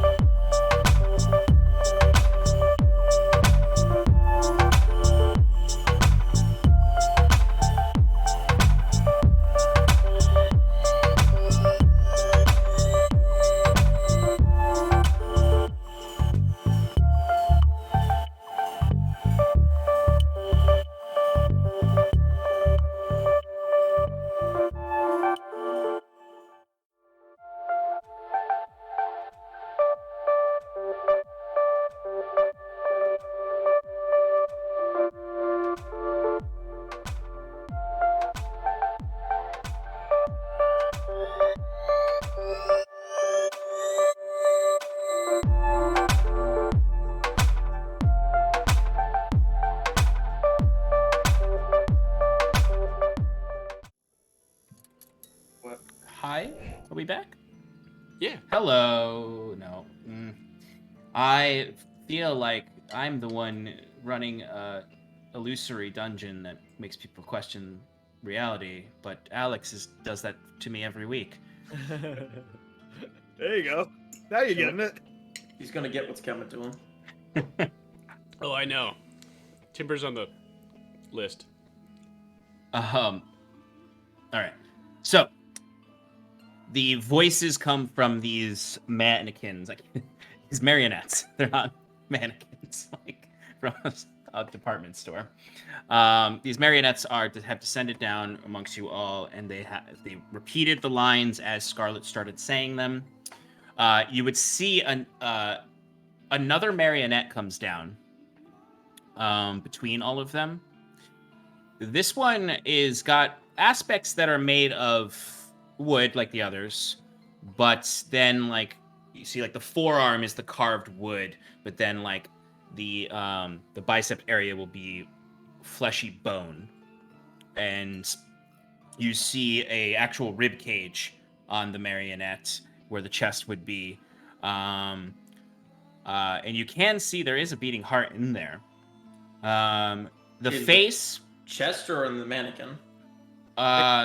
In the mannequin's ribcage, there is a beating heart, and you can see its face. It looks like a skull, reinforced with like wood and other makeshift pieces to hold it together, because it's a skull that was split in half. And there's kind of like teeth that have grown on the skull, and it kind of like opens and closes like a mouth. And kind of like this, and as it opens its mouth, you can see kind of these black spores come out, sort of settle into the corners of the room. As its voice has kind of become predominant, but it still speaks with your voices, but the darker voice becomes the key voice, as it just sort of says, "The stars have arrived, falling. Curon, Isilistane, connecting nothing with nothing forever. Scarlet, Butcher, but completely alone.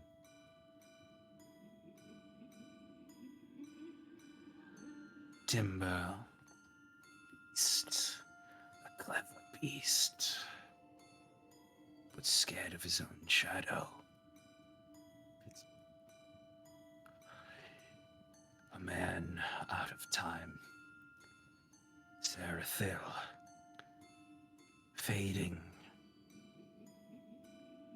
losing what made him great. And we're missing one. So you see a little marionette of Wiswick falls down. Wiswick's mannequin has its hands are held up by the strings close to its mouth that has like chittering teeth painted on, like he's scared. And just eyes, and you can see like the eyes just sort of like creepily go back and forth like a mannequin or like a marionette, as if he's scared and looking around. The mannequin just sort of like holds the hand out to the rib cage. That makes me want to do it even less. And who might you be? You know all of our names. What'd you say, Serathil? I said, indeed, you seem to know all of our names.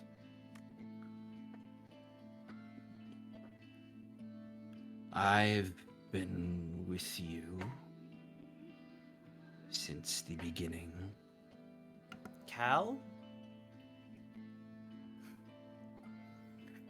I was about to do a Cal impression, but I decided not to.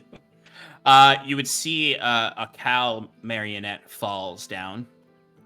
As you can see, it has a pouty face, like a petulant child. and you can see it just sort of like it starts to like singe and burn in certain parts, but stays whole. No, he's not your friend here. You have no friends here. But we have each other. What do you want with us? And again, who or what are you? Do you need a friend?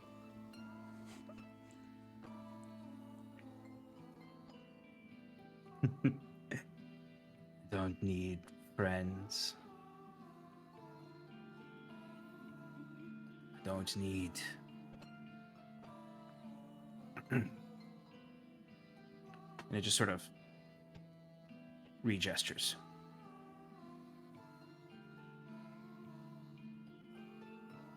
I Do you look need to your- the two of them. What do you need? Duran's still speaking to the marionette. He's very enthralled almost. What do you need? Do you need your master to come back? Tell you his grand plans. Is that you up there?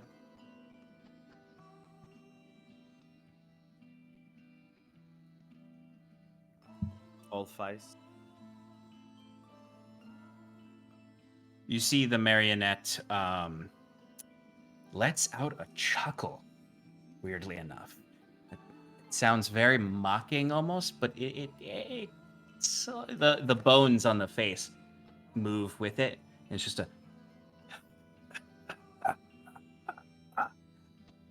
good joke.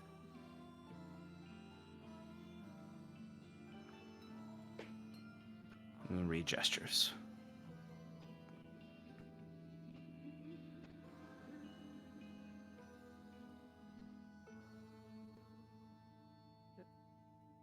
Huron casts Sacred Flame on. The marionette burns up and disintegrates. The heart included. And you just hear the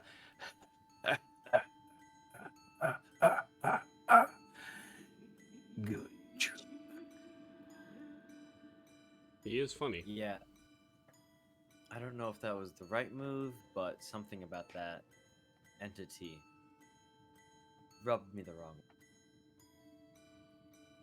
Conversation was going nowhere anyway. We need to make a decision because the longer we stay here, the more dangerous it's going to get. Do we just Okay. go through the next room I guess so. without doing the key? Oh, I think we let's- have to, don't we? I think we should try the key, right? It told us. I mean, to the door but is not- there. Right. There is a door that Brom went through that reasonably should lead to the mirror room. Right, but it also told us to get the key, which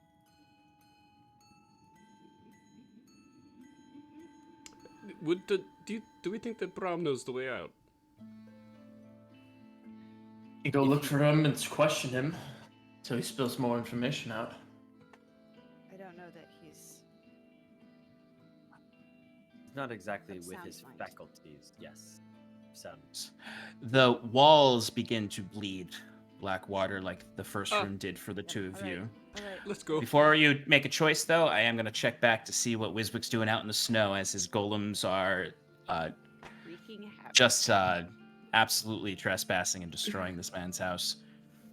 Yes. Wiswick's going to get arrested for just like disorderly conduct on the Property streets damage. of Hermosia and property damage. Love it. Sounds like a plan. Yeah, so once Wiswick is satisfied with the amount of chaos that he has caused, he's going to attempt to cast that 7th level reverse gravity nonsense. Okay.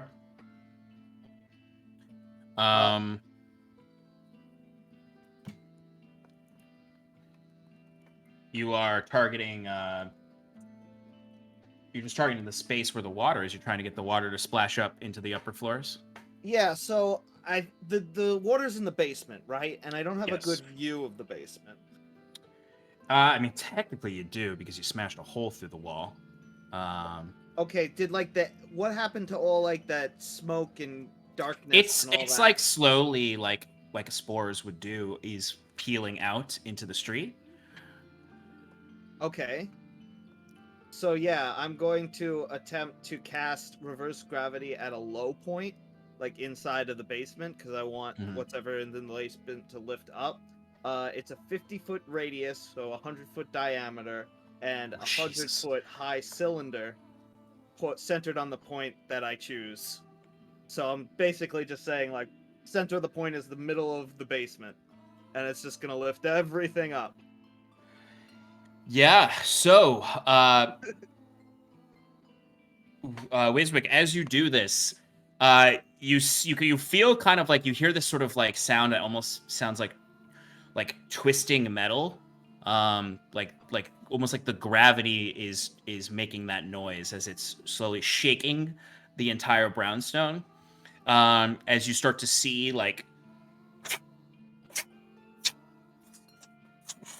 just you hear all of the debris just sort of hit into the ceiling, and you can hear it shaking as it's trying to push through the floor. And it's all kind of like this pressure is pouring up. You see quickly water splashes out from the hole you created with the golem, or with the Titan's grasp. Yep. And it shoots out this high gravity, high velocity water. Black water shoots out, and you can just sort of see it just go.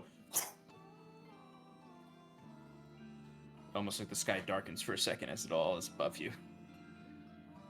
And then you hear splintering wood. You can see more water shoots out of the windows of the first floor. As there's just sort of this water cannon of this black water that shoots towards you. Oh, geez. Okay. I didn't step far away enough for that. If you wanted to be able to see into the basement, you would have had to be somewhat close. Okay. All right. Do I make a check, or can I just dodge it? I guess I could also blink out if I have the time to see it coming. I would say you don't have like a misty step that you could do right now. It's just too quick how fast it's shooting out. Understood. But you can do a dexterity saving throw. It's going to be very hard, but you can try. All right, I gotta believe. Luck point! Oh, I got 2 of them. All right, here we go. 18 plus 4, 22? That's pretty much as good as I'm gonna get. Yeah, there's just too much water, bud. Okay. I mean, the DC was not that much higher than 22, but I don't think you could have. I don't think you actually feasibly could have dodged this with your dexterity. The water splashes over you. Wiswick, roll me a d4. Here we go. Yay, we're all together. Hopefully. Well, if he rolls a 3, he'll land with you all. Otherwise, he might be in quicksand. I rolled a 3.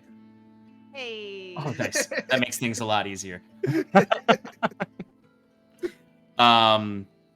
Okay, Wiswick, you feel this water splashes out into the snow, and you feel yourself sunken under it for a moment. It splashes into your face, it gets in your ears, gets in your mouth. It's gross. It tastes like sewage. And you slowly feel yourself sinking in the snow. You think it's just because the snow's melting underneath you, but then it all just sort of comes over you, and then it turns to darkness, and you sink down, and suddenly you feel yourself fall into a stock of marionettes, getting caught in them. You all would hear immediately Wiswick fall and get tangled in the wires of the marionettes above. There he is, right on cue. Is that you? Do you need help? Where are you guys? Below me? Yep, just drop. We'll catch you. Okay. Can I just, like, break out of this thing? Like, maybe just, like, a chill touch and, like, you know, change it to fire and burn my way Yeah. out? You can use that to get out of this. Is anyone trying to catch him? Timber will catch him. Berthel's backing away. Timber will catch him.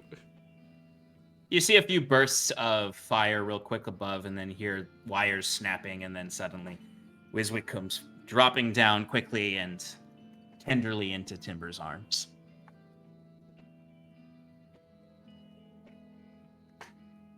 I still want to say reverse gravity was a pretty good idea. Oh yeah, that's how you ended up here. Yeah, I mean, maybe if you listened to me in the beginning, we could have worked it out together as a team. But no sense drudging up the past. That's way behind us now. Wiswick, you at this point you notice the scared mannequin or marionette of you hanging amongst the five, the wayward five above. Oh, who's that handsome devil? Are the walls should still keep bleeding? Oh yes, sorry, yeah, absolutely. Yeah, The alright. walls are bleeding. All right, Scarlett's making an executive decision. I'm gonna go and just stick the key in to the ribcage. Okay. As you stick the key into the rib cage, it flies open immediately, like the. And when I say fly, I don't mean like cabinets, like I mean like the bones all independently like move away at a very fast pace. It's sort of a. Yeah. And then kind of like crack a little and open up further as the whole chest seems to open up further, and you can see a dark hole goes somewhere. Like and you're 7 years old and you're at McDonald's and it's like the playpen tubes, but it's all dark. You see a dropping from the wall is a black ooze, and it starts crawling towards you all. All right, let's Can- go. Can I? I'm in. Timber. Oh, I was gonna say. Do you want me to take a look first? Oh, yeah. Scarlet. Just doing a lot of diving in this house. What did the Timber's rest of just you gonna jump in after it. All right. Sean, It's like Silent Did Hill my- 2. did my concentration break with reverse gravity and I guess the golems haven't came with me? Golems did not come with you. Okay. Weirdly enough, you do feel your connection to the reverse gravity is still active, but it's not affecting where you are right now. I'm going to maintain it for as long Okay. as possible. Okay. Do the rest of you hop down into the water slide of terror? Yeah! Piran motions for the other two to go first, and then he follows. Okay. So, well, I'll comply. So yeah, it as soon as you get into it, it kind of gives way underneath you, and it does actually feel like a water slide as you're sliding down it. And you do feel yourself sliding and sliding and sliding. I need everyone to give me a wisdom saving throw. Is it a magical effect, Sean? Yes. Wait, wisdom saving throw? Yes. DC 18. Oh boy, I got half of that. Nice. 9. There's 21. no way of knowing. Sean, you should not have told me that. I just became more disappointed. What would you get? I got a 17. Oh no. I also got a 17. Kieran, what'd you get? 11. Ooh. Did you really? That's a natural. Yikes, guys. That's Sarathil's steely, Woof. aged mind that Woof. keeps him Yeah. sane. All right. So as you all are sliding down, one by one, I'll describe Sarathil to you what you find first. Like Sarathil- Ultra land. Sarathil, you land.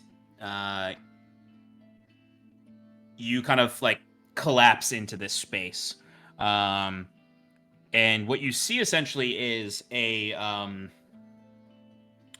very dusty room with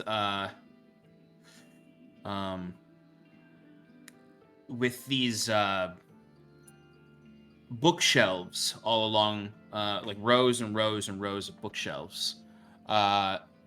And on those bookshelves, you can see there's not like stacks of books. There's like individual books that are like the cover is facing out from the bookshelf, almost like they're on more like it's a presentation shelf than it is a like actual just stacked books in it.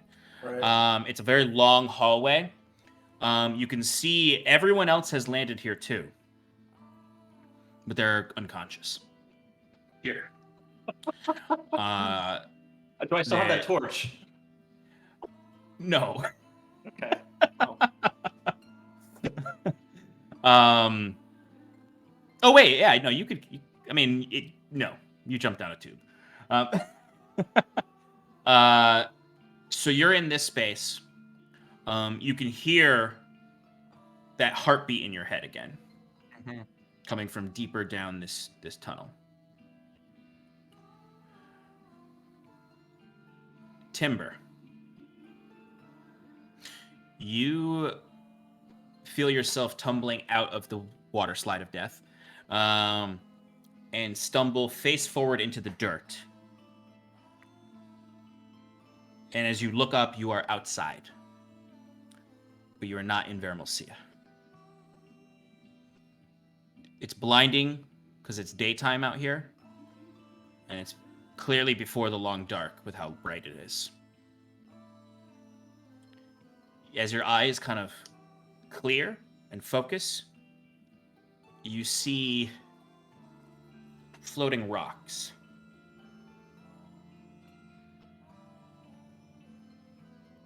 And you look around and you see just sort of a scarred wasteland in the diameter of an explosion.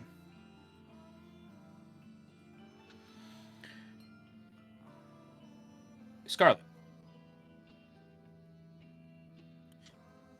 you tumble out and hit face first into flesh. And you see the familiar sight of the Syrinscape chamber. As you look up, you see the tanks that you were held in.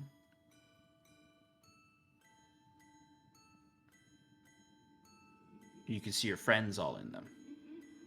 Huron, Timber, Wiswick. You see Cal in one. See, like, a lot of the people you've met on your journey here are in tanks all around.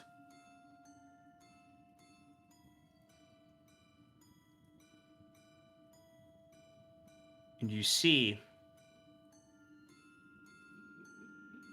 hanging from the ceiling, is a marionette. Looks a lot like you, but a man. There's a marionette of Thatcher hanging in the middle of the room, spinning. Huron.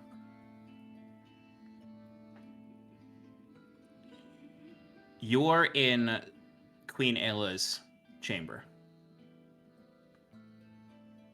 And you can see raining from the open ceiling, the light beams out of Ilyavania, is ash raining down. The waters of Ilyavania do not glow with their effervescence. They're dimmed entirely. You can see there are other like cracks and holes in this structure, and you can look out and peek out and see the corpse moon in the sky is completely a cinder. And you can see like falling debris from it that's crashing down over the burning forests of Elysia. Wiswick, you find yourself you tumble out into an alcove, a hiding spot. And you look out. The first thing you smell is the familiar sense of the Underdark.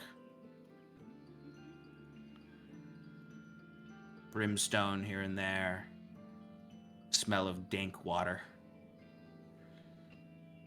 And you hear footsteps.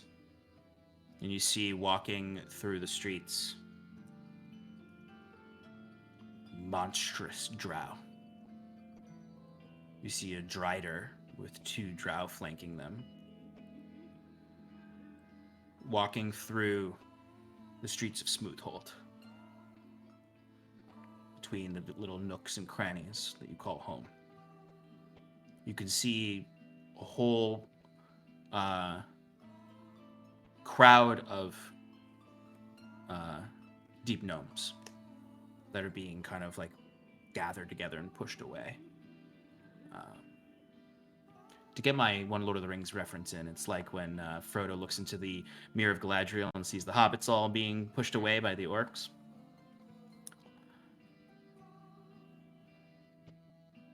So, you're all somewhere. And you feel confused, and you're fuzzy in the head, like waking up in the middle of a dream.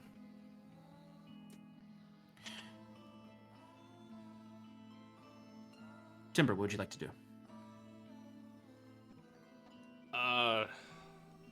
Holding my head. Is this a charming effect?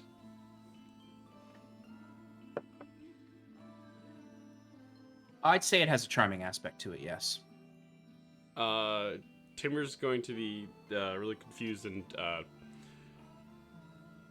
just looking around like, where the hell am I? Where's my party? He's just gonna sit down and meditate for a second, and I'm going to try to remove the charming effect. As you start to sit down, you hear a voice calling out to you from the center of this rocky waste. It is the distinct voice of Reyna.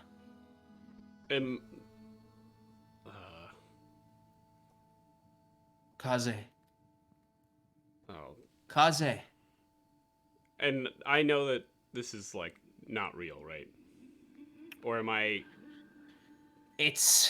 I would say you can remake a wisdom saving throw if you'd like. But it's like waking up in the middle of a dream in the sense that it takes a second before you really realize it's not real. But you can if you concentrate hard enough, in the same way in a dream where you can be like, wait, I'm in a fucking dream. And then you're almost forcibly woken up. Granted, you do have monk stillness of mind. Exactly. That's why that I think will help you get out of this. But before Timber does this, or, tries even further, he is probably going to want to see his wife's face, at least, before he just once more. As you go to sit down to meditate, because, I mean, clearly, particularly,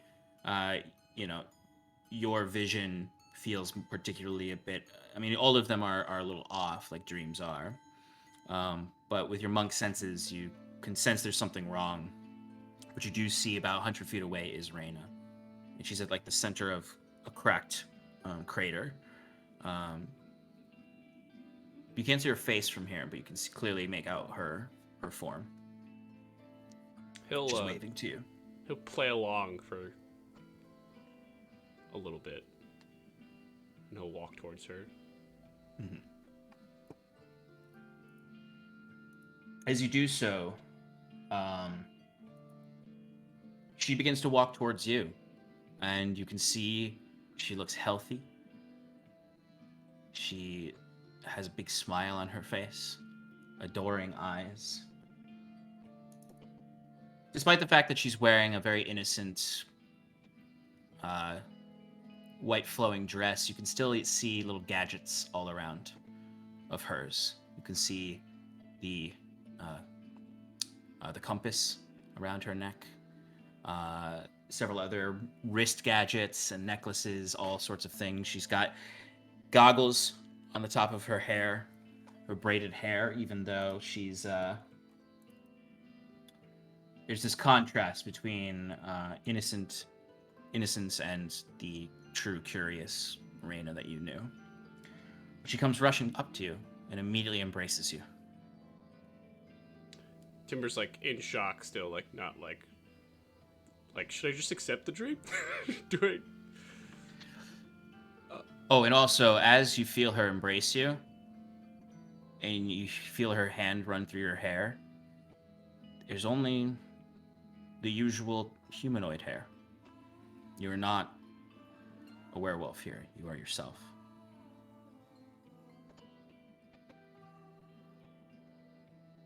Timber doesn't say anything. He just kind of lets it happen. Just kind of holds her. And this is where we'll cut to the next person. Scarlet. What do you do?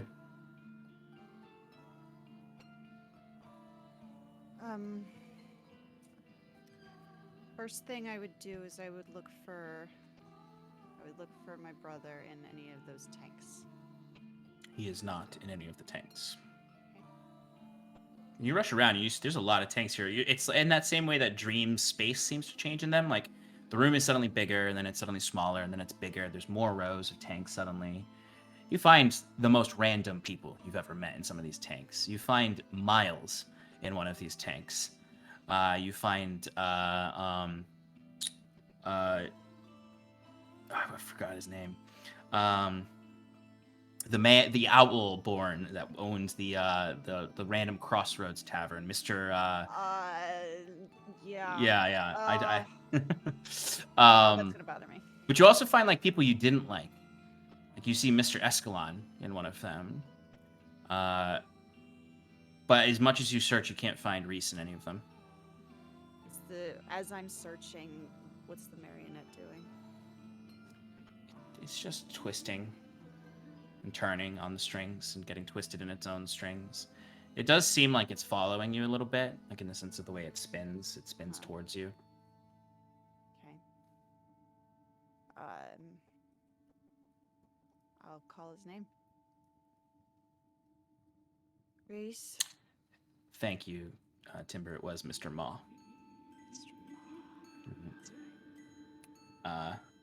Who I think technically Cal owes a bunch of money to him because he said he'd buy that tavern or invest in it. As you call out Reese's name, the marionette drops and hits the ground. Does it do anything? Not right now.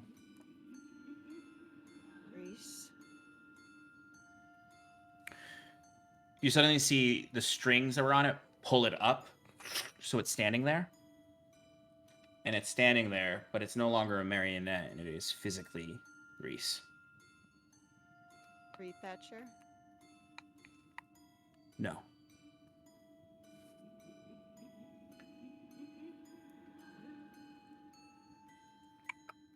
It starts to move towards you. Strings pulling it. I'm gonna take a couple steps back. Can you hear me?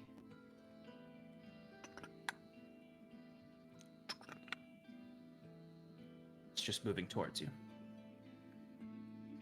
Okay, You hear a glass shatter. You see all of the tanks, the people in them have turned to marionettes. And they're trying to pull themselves out of the tanks. Okay. Is this like a... I know you mentioned it was the Sirius's chamber, but is it like an ether? Is there a direction I can run? Oh yeah, you could run in any direction you want. Is the weird thing about this is it is a dream in some ways. You look in a direction and your mind thinks I'm gonna run. There's a hallway there to run down. Just going down that hallway. Okay. As you run down this hallway, it becomes very dark in there as you hear the marionettes behind you, and you hear kind of in a wooden-like voice, you just hear Reese's voice. Scarlet. Scarlet. Turn around, is he following me?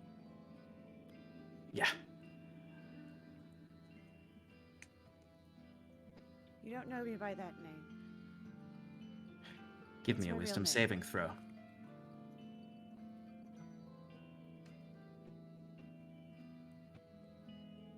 Well, Okay. You are perplexed for a moment. This is strange, but you're not out of it yet. But you're starting to remember reality almost.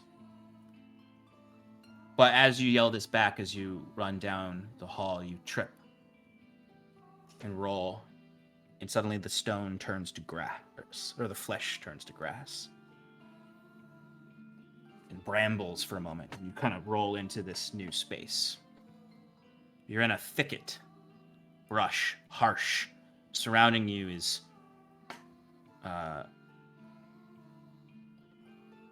red badlands. Cutting over to Curon. You're in this collapsing temple hall of the dead. What do you do? Ayla, are you there? Walking into the pool of water, Jiran is gonna try to like reach out his hand and how he had seen Ayla summon the shard of Anya. That last part cut off after you said like Ayla. So as he'd seen Queen Ayla do, where she pulled the moon shard out of the water, he's gonna mimic that. Okay. As you do so, you actually do feel a response from the water as a black shard comes out from the unlit waters. Well, that's not all either. You hear from a hallway come footsteps running in. Just one person. You can see kind of stumbling in some loose armor rattling, holding a spear. You weirdly enough, this might be the first clue something's wrong. You see your uncle.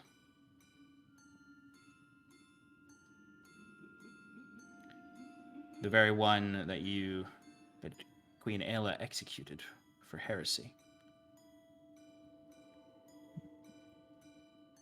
And he just comes running up to you and grasps your shoulder and just says, "We're nearly there, Curon. We're nearly there. She's almost defeated. That witch." Who, Uncle? Who do you speak of? The Queen, Ayla. The Queen, of course. She set fire to the corpse moon. No, that's not. But the people have would risen never. up. You were killed by her. What are you talking about? We have work to do. We can save Alicio. We can save Ilivania. The teachings we've talked about. The memories. No, this is wrong. You're the reason why I don't trust her. She'd never done anything wrong like this before. Give me a wisdom saving throw. No, you give. Okay. You got it. Natural 20 now. 13. Okay. You're still stuck in this space. Mhm. You've clearly identified something is wrong here, and that this is not matching your memories, but you're having trouble. Your memories are becoming fuzzy again, and some of this is starting to sound real. Now come with me, nephew. No, it was See here. for yourself. Do you see in Kieran's motioning the dark crystal? This was the source of her power. She was gifted by the Crescent Cause. I have it here too. I still have my staff with me. Yes.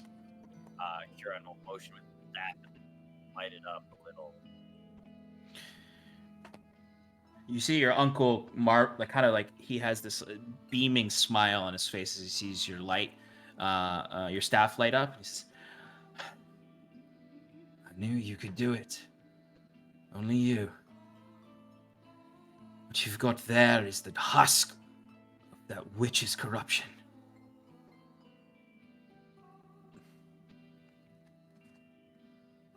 Come outside. The answers are all there. All there. Moment, Uncle, I have to last shard. And Kieran turns to the last shard, and he's gonna attempt to put it in his staff.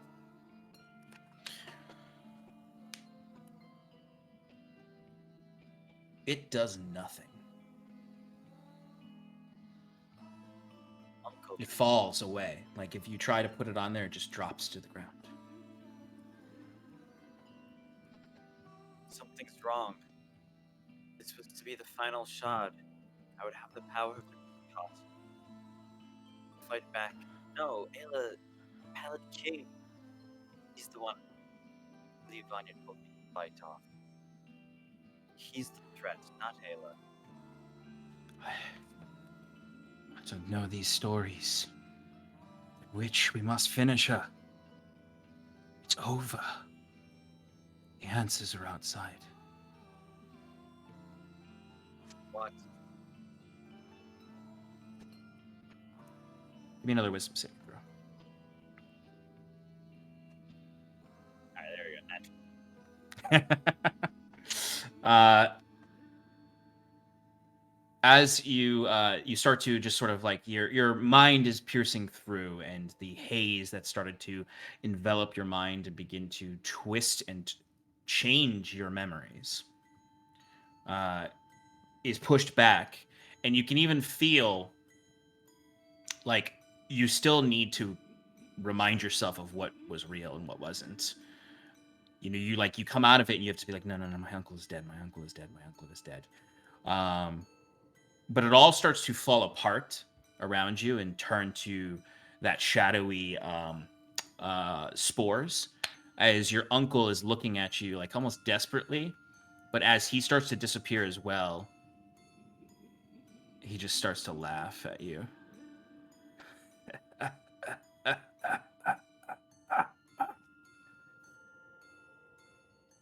Your eyes open, and you're in the same room as Seraphil. Hello. Wiswick, Hi. you are well hidden. You are, for all intents and purposes, safe from these drow. They are threatening your people. So, tell me first, Sean. When I failed that wisdom saving throw, did it also break my concentration?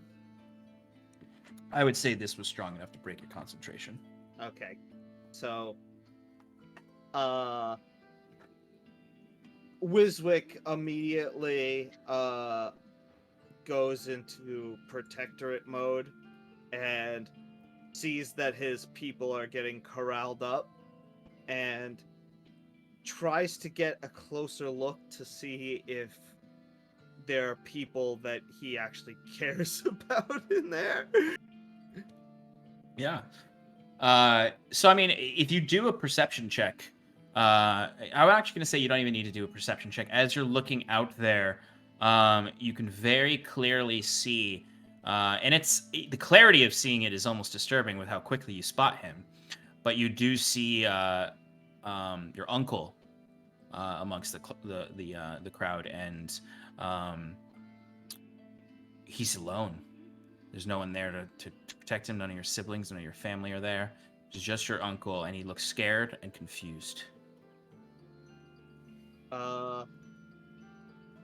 Wiswick, seeing his uncle for the first time in a long time, tries to build up the confidence and thinks about it for half a second, just doubting himself before realizing that it's time for action. And he stands up on top of the rock he's hiding behind and looks down on the people and immediately shoots off the highest level spell slot of arc bolts at the two dead drows. I would like you to describe to me, if you had no limits on your spell slots, the destruction you would go through to protect your people and your uncle. If I had no limits on my spell slots, I would be casting this probably at the 7th level. It would be Actually, it would probably be a prismatic spray since I have that spell. So it would literally just be a beam of, like, he would just hold out his hand, filled with that primordial, arcane energy. You would see those same veins that flowed through his bloodstream when he was casting teleport. That amber glow that he receives from his gem, and you would see different colored lights glowing in his fingertips, and as he waved his hand as if he was just like, parting the sea, different multicolored beams of light would shoot out in all different directions, and they would be changing. Like, it would start off as a rainbow, but it would slowly change and all the colors would be shifting into each other, kind of like a weave, like an almost tapestry of magic that's like flowing down towards these things and just annihilating them with every single type of magic you could imagine. And you see it like ripping through these enemies that are threatening your people. You see these fighters reduced to ash. You see these driders reduced to husks, withered like spiders after being hit by a broom. These are spiders to you. And as the spray continues, this prismatic glory, you go to stop, and they won't stop. And your hands move, and you see like a beam of energy. The prismatic spray continues as you move your hand, and it rips through a building and through parts of the crowd of your people. And you see those veins start to go up your arms as you're losing all control over this magic. And you're becoming a destructive natural disaster as it's just continuing and shooting out and ripping apart buildings and collapsing stalactites. Wiswick immediately pulls his hand back and downwards and is just like screaming and trying to get it under control and just saying like, This can't be happening. I've had control. I can do this. I can control this.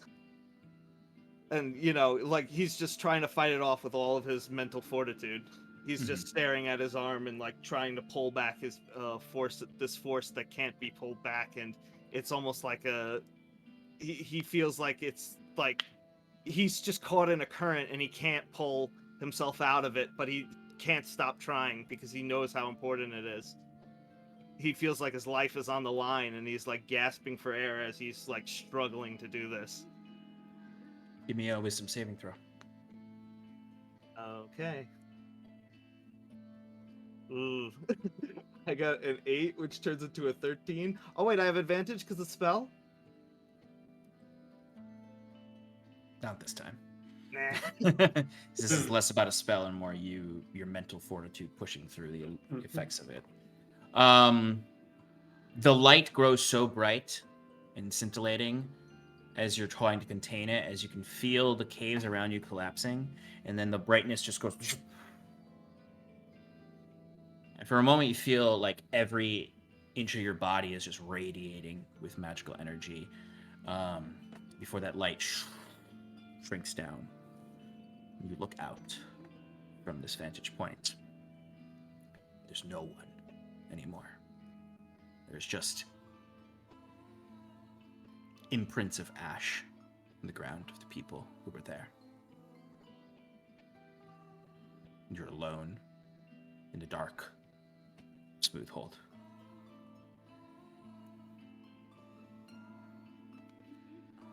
I think after realizing this, like what he's done, he's just like gonna collapse to his knees, and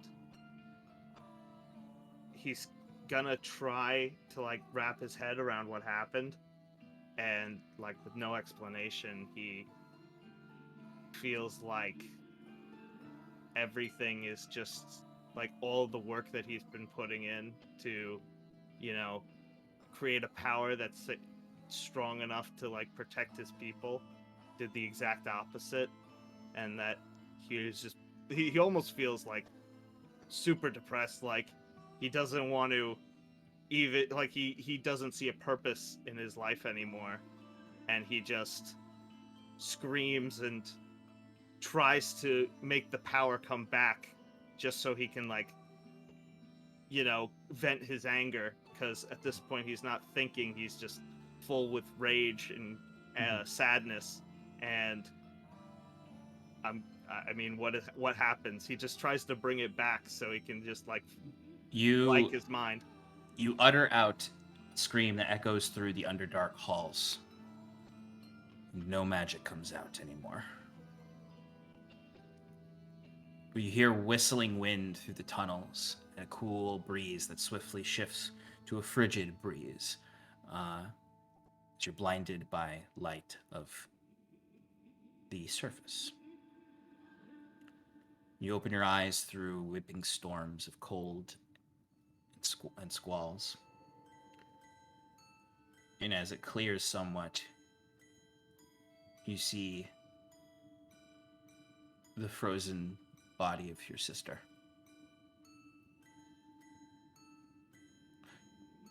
It will cut to Timber. Timber, you're embraced by Reyna. She looks up at you now, kind of just running her hand through your beard. I've waited for you for so long. Timber, you know, after backing up from hugging her, Timber's gonna have a tear going down his face, and just say, "I'm sorry," and he's gonna take Inkswell and just stab her right in the heart. As you do so, you see she screams and reaches for your neck. As you can see all the flesh rip away from her skin, as if she's immediately right now going through the destructive explosion of the lay sanctum she held back. You can see her flesh her skin flesh erupts first, and then her skeleton erupts as well into ash, like when the city explodes in Watchmen. I thought you could say Terminator 2, also a good reference. It's also a good one. Yeah. But she screams, and it's very graphically like watching what actually happened to her body, but without the explosion. Before, I'm going to say this is part of your stillness of mind, in a way that like it's just you pierce straight through the illusion and don't even need a wisdom saving throw. As it all turns to that same spore-like darkness as you open your eyes. So I'm going to give the three of you a moment in there as Wiswick and Scarlet are still unconscious. Well, how long were they unconscious when I jumped down there? Was it like pretty quick? I take it. It's pretty quick. Yeah, Okay. they were not unconscious for too long. Felt longer for them, but Right. Like, guys, get up. What? The other two, we need to try to wake them. Have you tried? As Saratha will walk over to Wiswick, I guess try to like shake him. See if that Yeah. helps. I mean, yeah, shaking them doesn't help. I mean, Okay. it makes sense Yeah. that that's your first move, but yeah, exactly. I'm sitting here be like, come on now. just speaking to him like, wake up, it's time to find a heart. Yeah. No, if you shake them, they very much so don't react. They're ragdoll-esque. They are alive though. There's a heartbeat. Mm-hmm. Right. Can one of you dispel? Is there like a magical effect on them right now? There should be. This Uh, may be something that only they can break out of. Crescent Heart will look over them, cast guidance on who has the lower. Who's the lower whiz? We'll say Scarlet. Okay. The room that we're in, what does it look like? So it looks like you found an abandoned like library almost, or an abandoned museum, one might say. The way the books are displayed is not like I said, they're not stacked together. They're cover facing out like they're being displayed. There are a lot of rows. I'd say like from what you can see right now, at least 10 rows of these bookshelves, and then it's darkness at the end. That does appear to be magical darkness at the end. Yeah, that's the part I was also curious about. Sorry. Okay. Timber, you can see past that darkness. There does seem to be some kind of contraption at the end. You can see kind of in the center of the rows that lead there. There is a. You could just see the shape of it right now. It looks like a somewhat of a podium-esque, a pillar. It does have something on the top of it.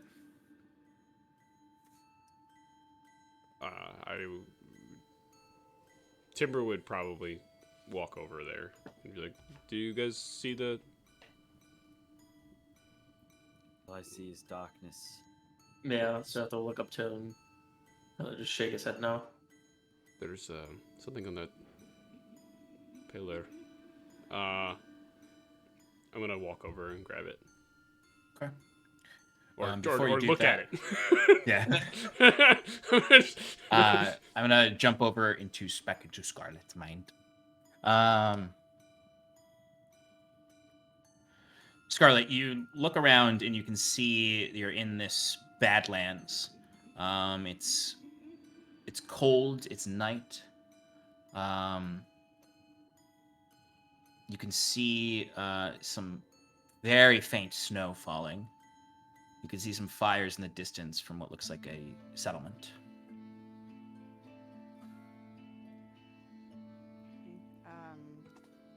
I'll walk towards that carefully.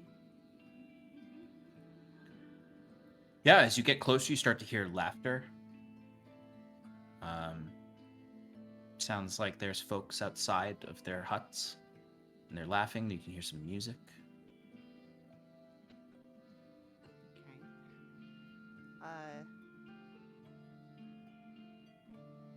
I'll approach stealthily. I'm not looking to attack, I'm just looking to stay hidden for a second. Okay. Go ahead and give me a stealth check.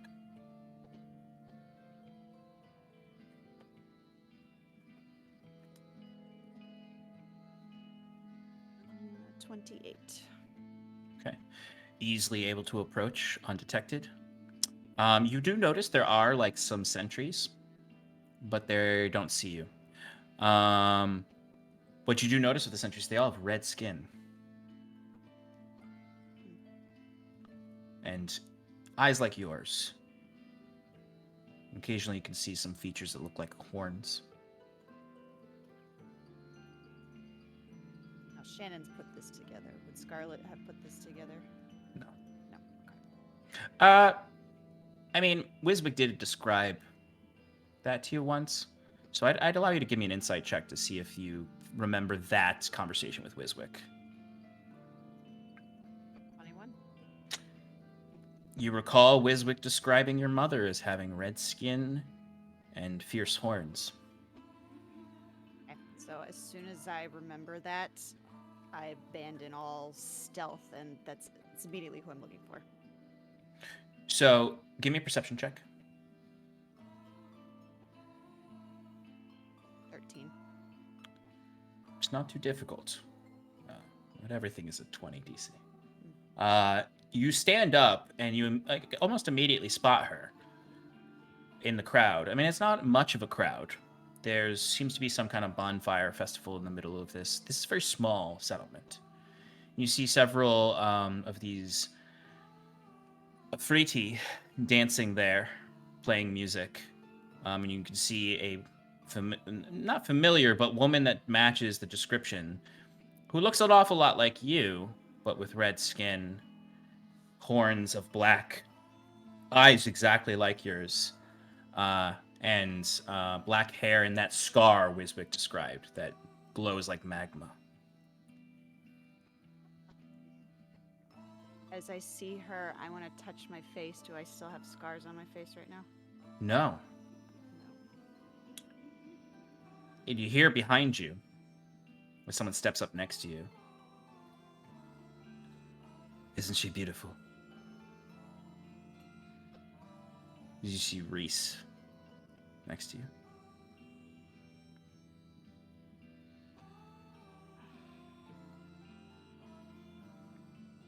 And he looks like Reese. He doesn't look like Thatcher.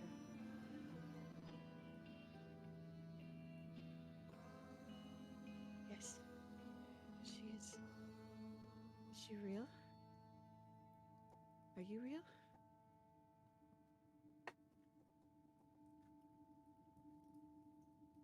Of course. Of course. Then shall we shall we go say hello? I think she'll be pleased to see us. After all these years. Together again. I'll hold a hand out to you. Be As you take the hand, give me a wisdom saving throw. 17. Something's not right. I'll let go of his hand. What? What's wrong? Scarlet. You don't know me by that name. What's my real name?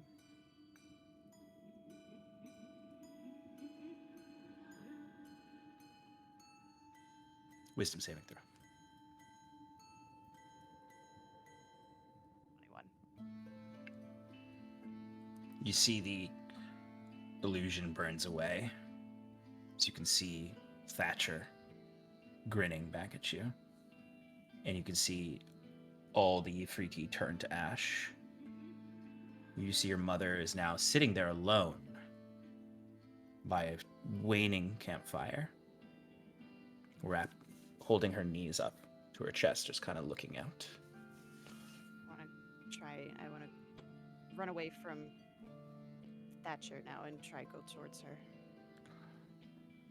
You'll never escape, Rowan. And as you rush towards your mother, as you get to her and you tumble forward, and your eyes open, and you're with everyone else. Hello. I knew it wasn't real. Wiswick. Okay, Sean. Seeing the corpse in the snow, the dots connect, and first Wiswick's running towards it, yelling out Fizzery's name, but as he gets closer and realizes what's really happening, he drops to his knees and embraces it, and starts crying and calls it by a different name. He says, "Anbi! My Anbi! You shouldn't... I was supposed to protect you. You weren't supposed to follow in my footsteps. I was a fool. I should have never left. Oh, Anbi!" And, he's just bawling, saying that over and over again. Absolutely.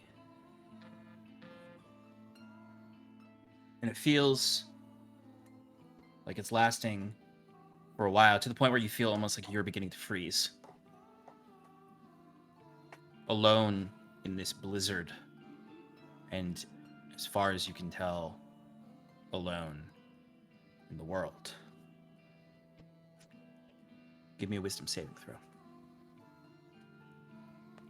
This is a much more depressing wisdom saving throw than everyone else got.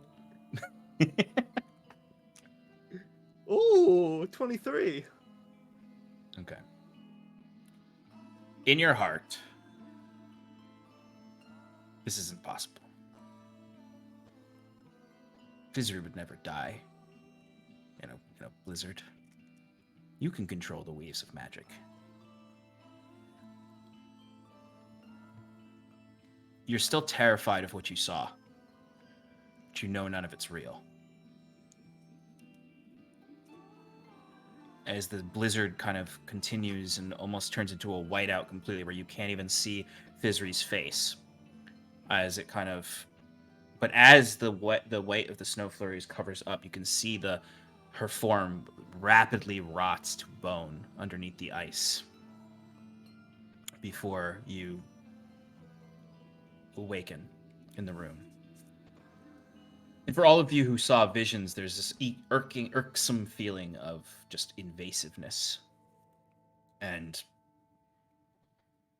despite overcoming these things and knowing they are not real, you're afraid of them, or you have some sense of danger about them. Timber, you reach the back of the room as you hear everyone, Wiswick and Scarlet, awake in the back. On this pedestal, you see a beating heart. Black with green veins running throughout it. I do not touch it. Do not grab it like I initially said. I grab it with my mage hand, though. Okay. Unlike above, your mage hand stays and can lift it. I slowly bring it back. Well, actually, do I see anything else in this area, or just that's kind of the only note? Nope. I'd imagine as you're walking, you can see that the books on the shelves have faces painted on the covers, like the masks in the first room.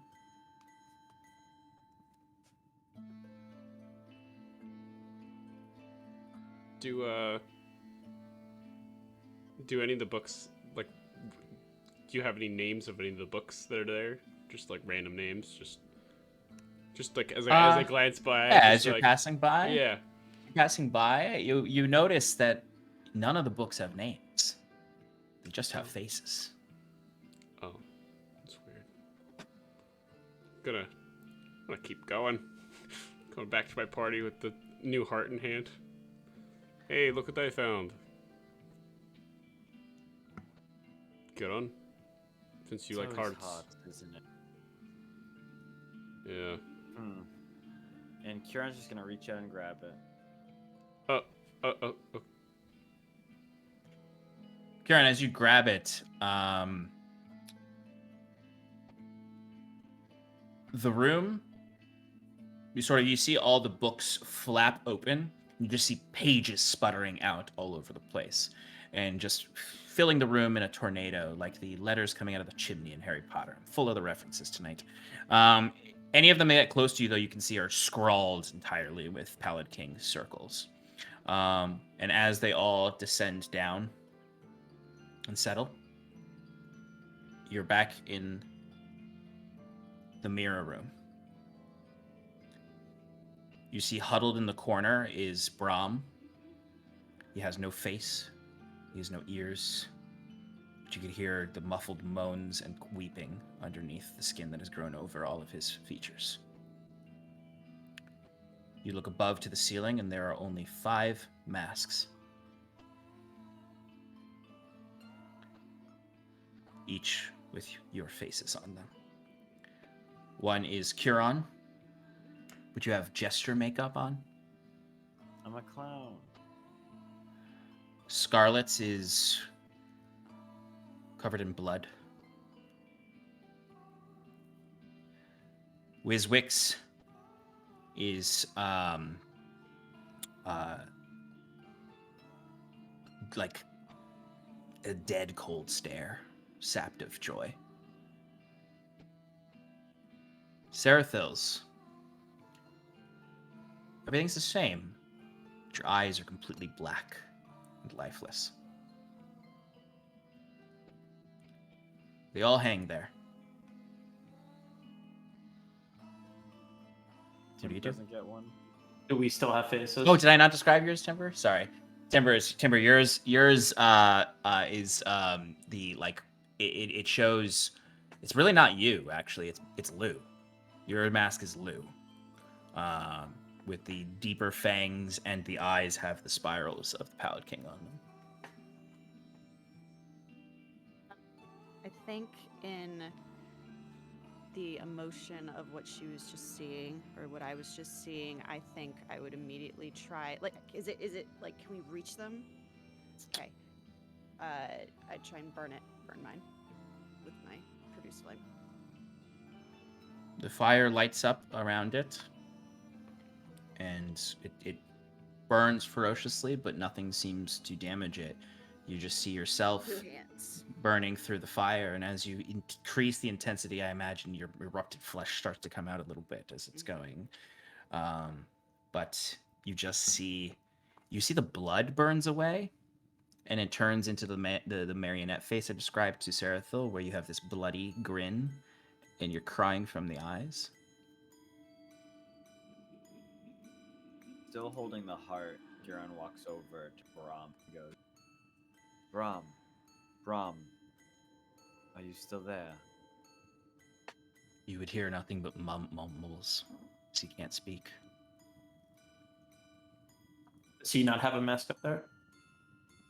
Actually, no, he would have a mask still up there, actually, because he is here. So you would see Brahm's mask up there is almost like behaving in the way he should be behaving under those skin growths. God.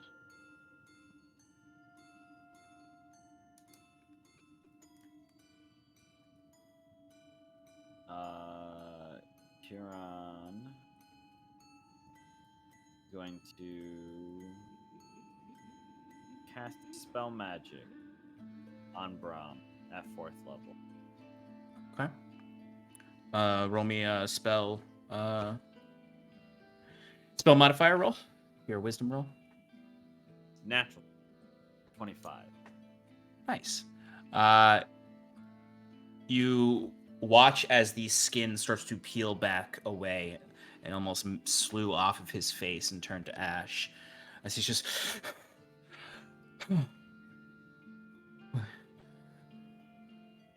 What's going on? What's going on? Where are you? Where are we? Is he coming? Is it coming for us? I told you we were here to help. We have the heart. Now what? You got the heart. Who is he?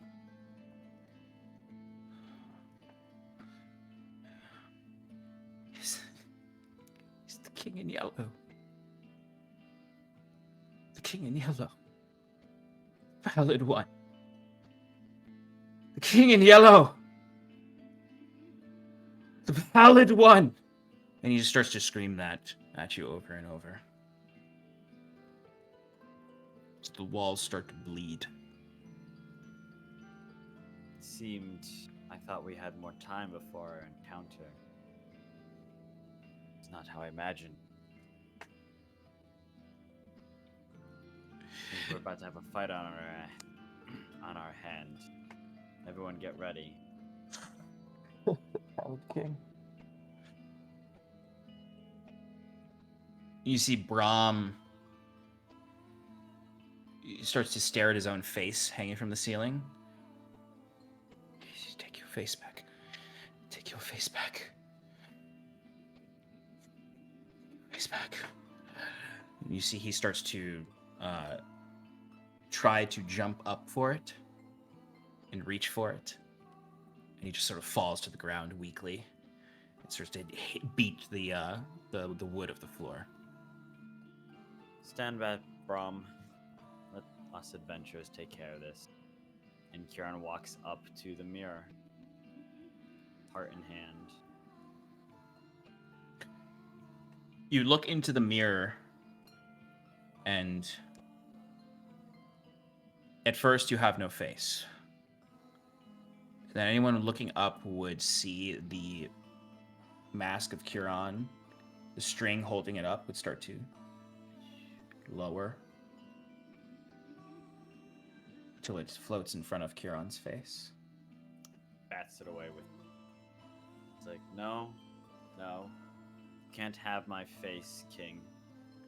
You see the face, your Kieran face starts to cry a little and then laughs. It sounds just like you. As you hear it in your head, just Kiran the fool, connecting nothing with nothing. And then give me a wisdom saving throw.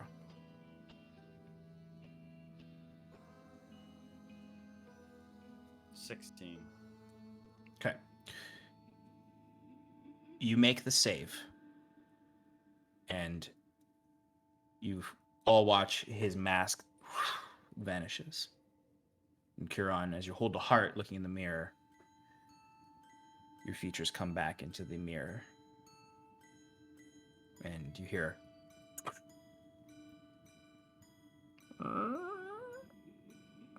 So the mirror just opens slowly. And that's where we'll end. Does the mirror open for everybody or only Kiran? It opens for everyone. Okay. Hold the door. Thank you, folks, for sticking around with us for this fun little haunted manor encounter with some twisted memories and some gentle trolling from an elder god of sorts. Thank you so much, folks, for joining us in Paradise. We have plenty of programming down the line. Join me this Wednesday night for Relaxing in Paradise, where I will be working on some cartography, maybe some minis, and then playing some games. Not sure what we're going to play this week. We might play Senua's Hellblade Senua's Sacrifice, because I was going to play Valheim, but it's a day before Hearth and Home comes out, so I'm going to save it for the week after to play on stream. And I'll be playing like at some point, but not on stream. After that, we've got on Sunday, again, the Sean and Shannon Powerful Hour, the Power Hour, and where we'll be recapping this episode, speculating about what this bullshit means. I'm going to talk to Cooper, my parents' dog, to find out what happens next in the story. 5.5 pages of notes, and I wrote tiny. And then, of course, please check out Villagers on DM's Guild. It is a lovely supplement by Plot Hooks that our very own Stefan wrote 2 NPC villains for. So check that out. It's on DM's Guild. It is a steal. Go and buy it. Shannon and I will be continuing playing on Roll for Damage this Friday and for the next few Fridays for a 3-shot run by me that is going to take place in Arden, the science fantasy solar punk version of Arden. So exciting stuff. Shannon, who are we raiding tonight? Shit. It's okay. Let's do Matt. Diagnose Matt. He's Oh, like, I just noticed he's yeah, on. yeah. We'll go rate him. All right, we're gonna go rate our friend Diagnose Matt. He's played in some he played in one of our Jasper's Game Day charity streams. He also played in one of Stefan's one shots in Paradise. Very fun person. Go give him our support. But we will see you all soon in Paradise. Thank you for joining us. Say goodbye, everybody. I know. Everybody.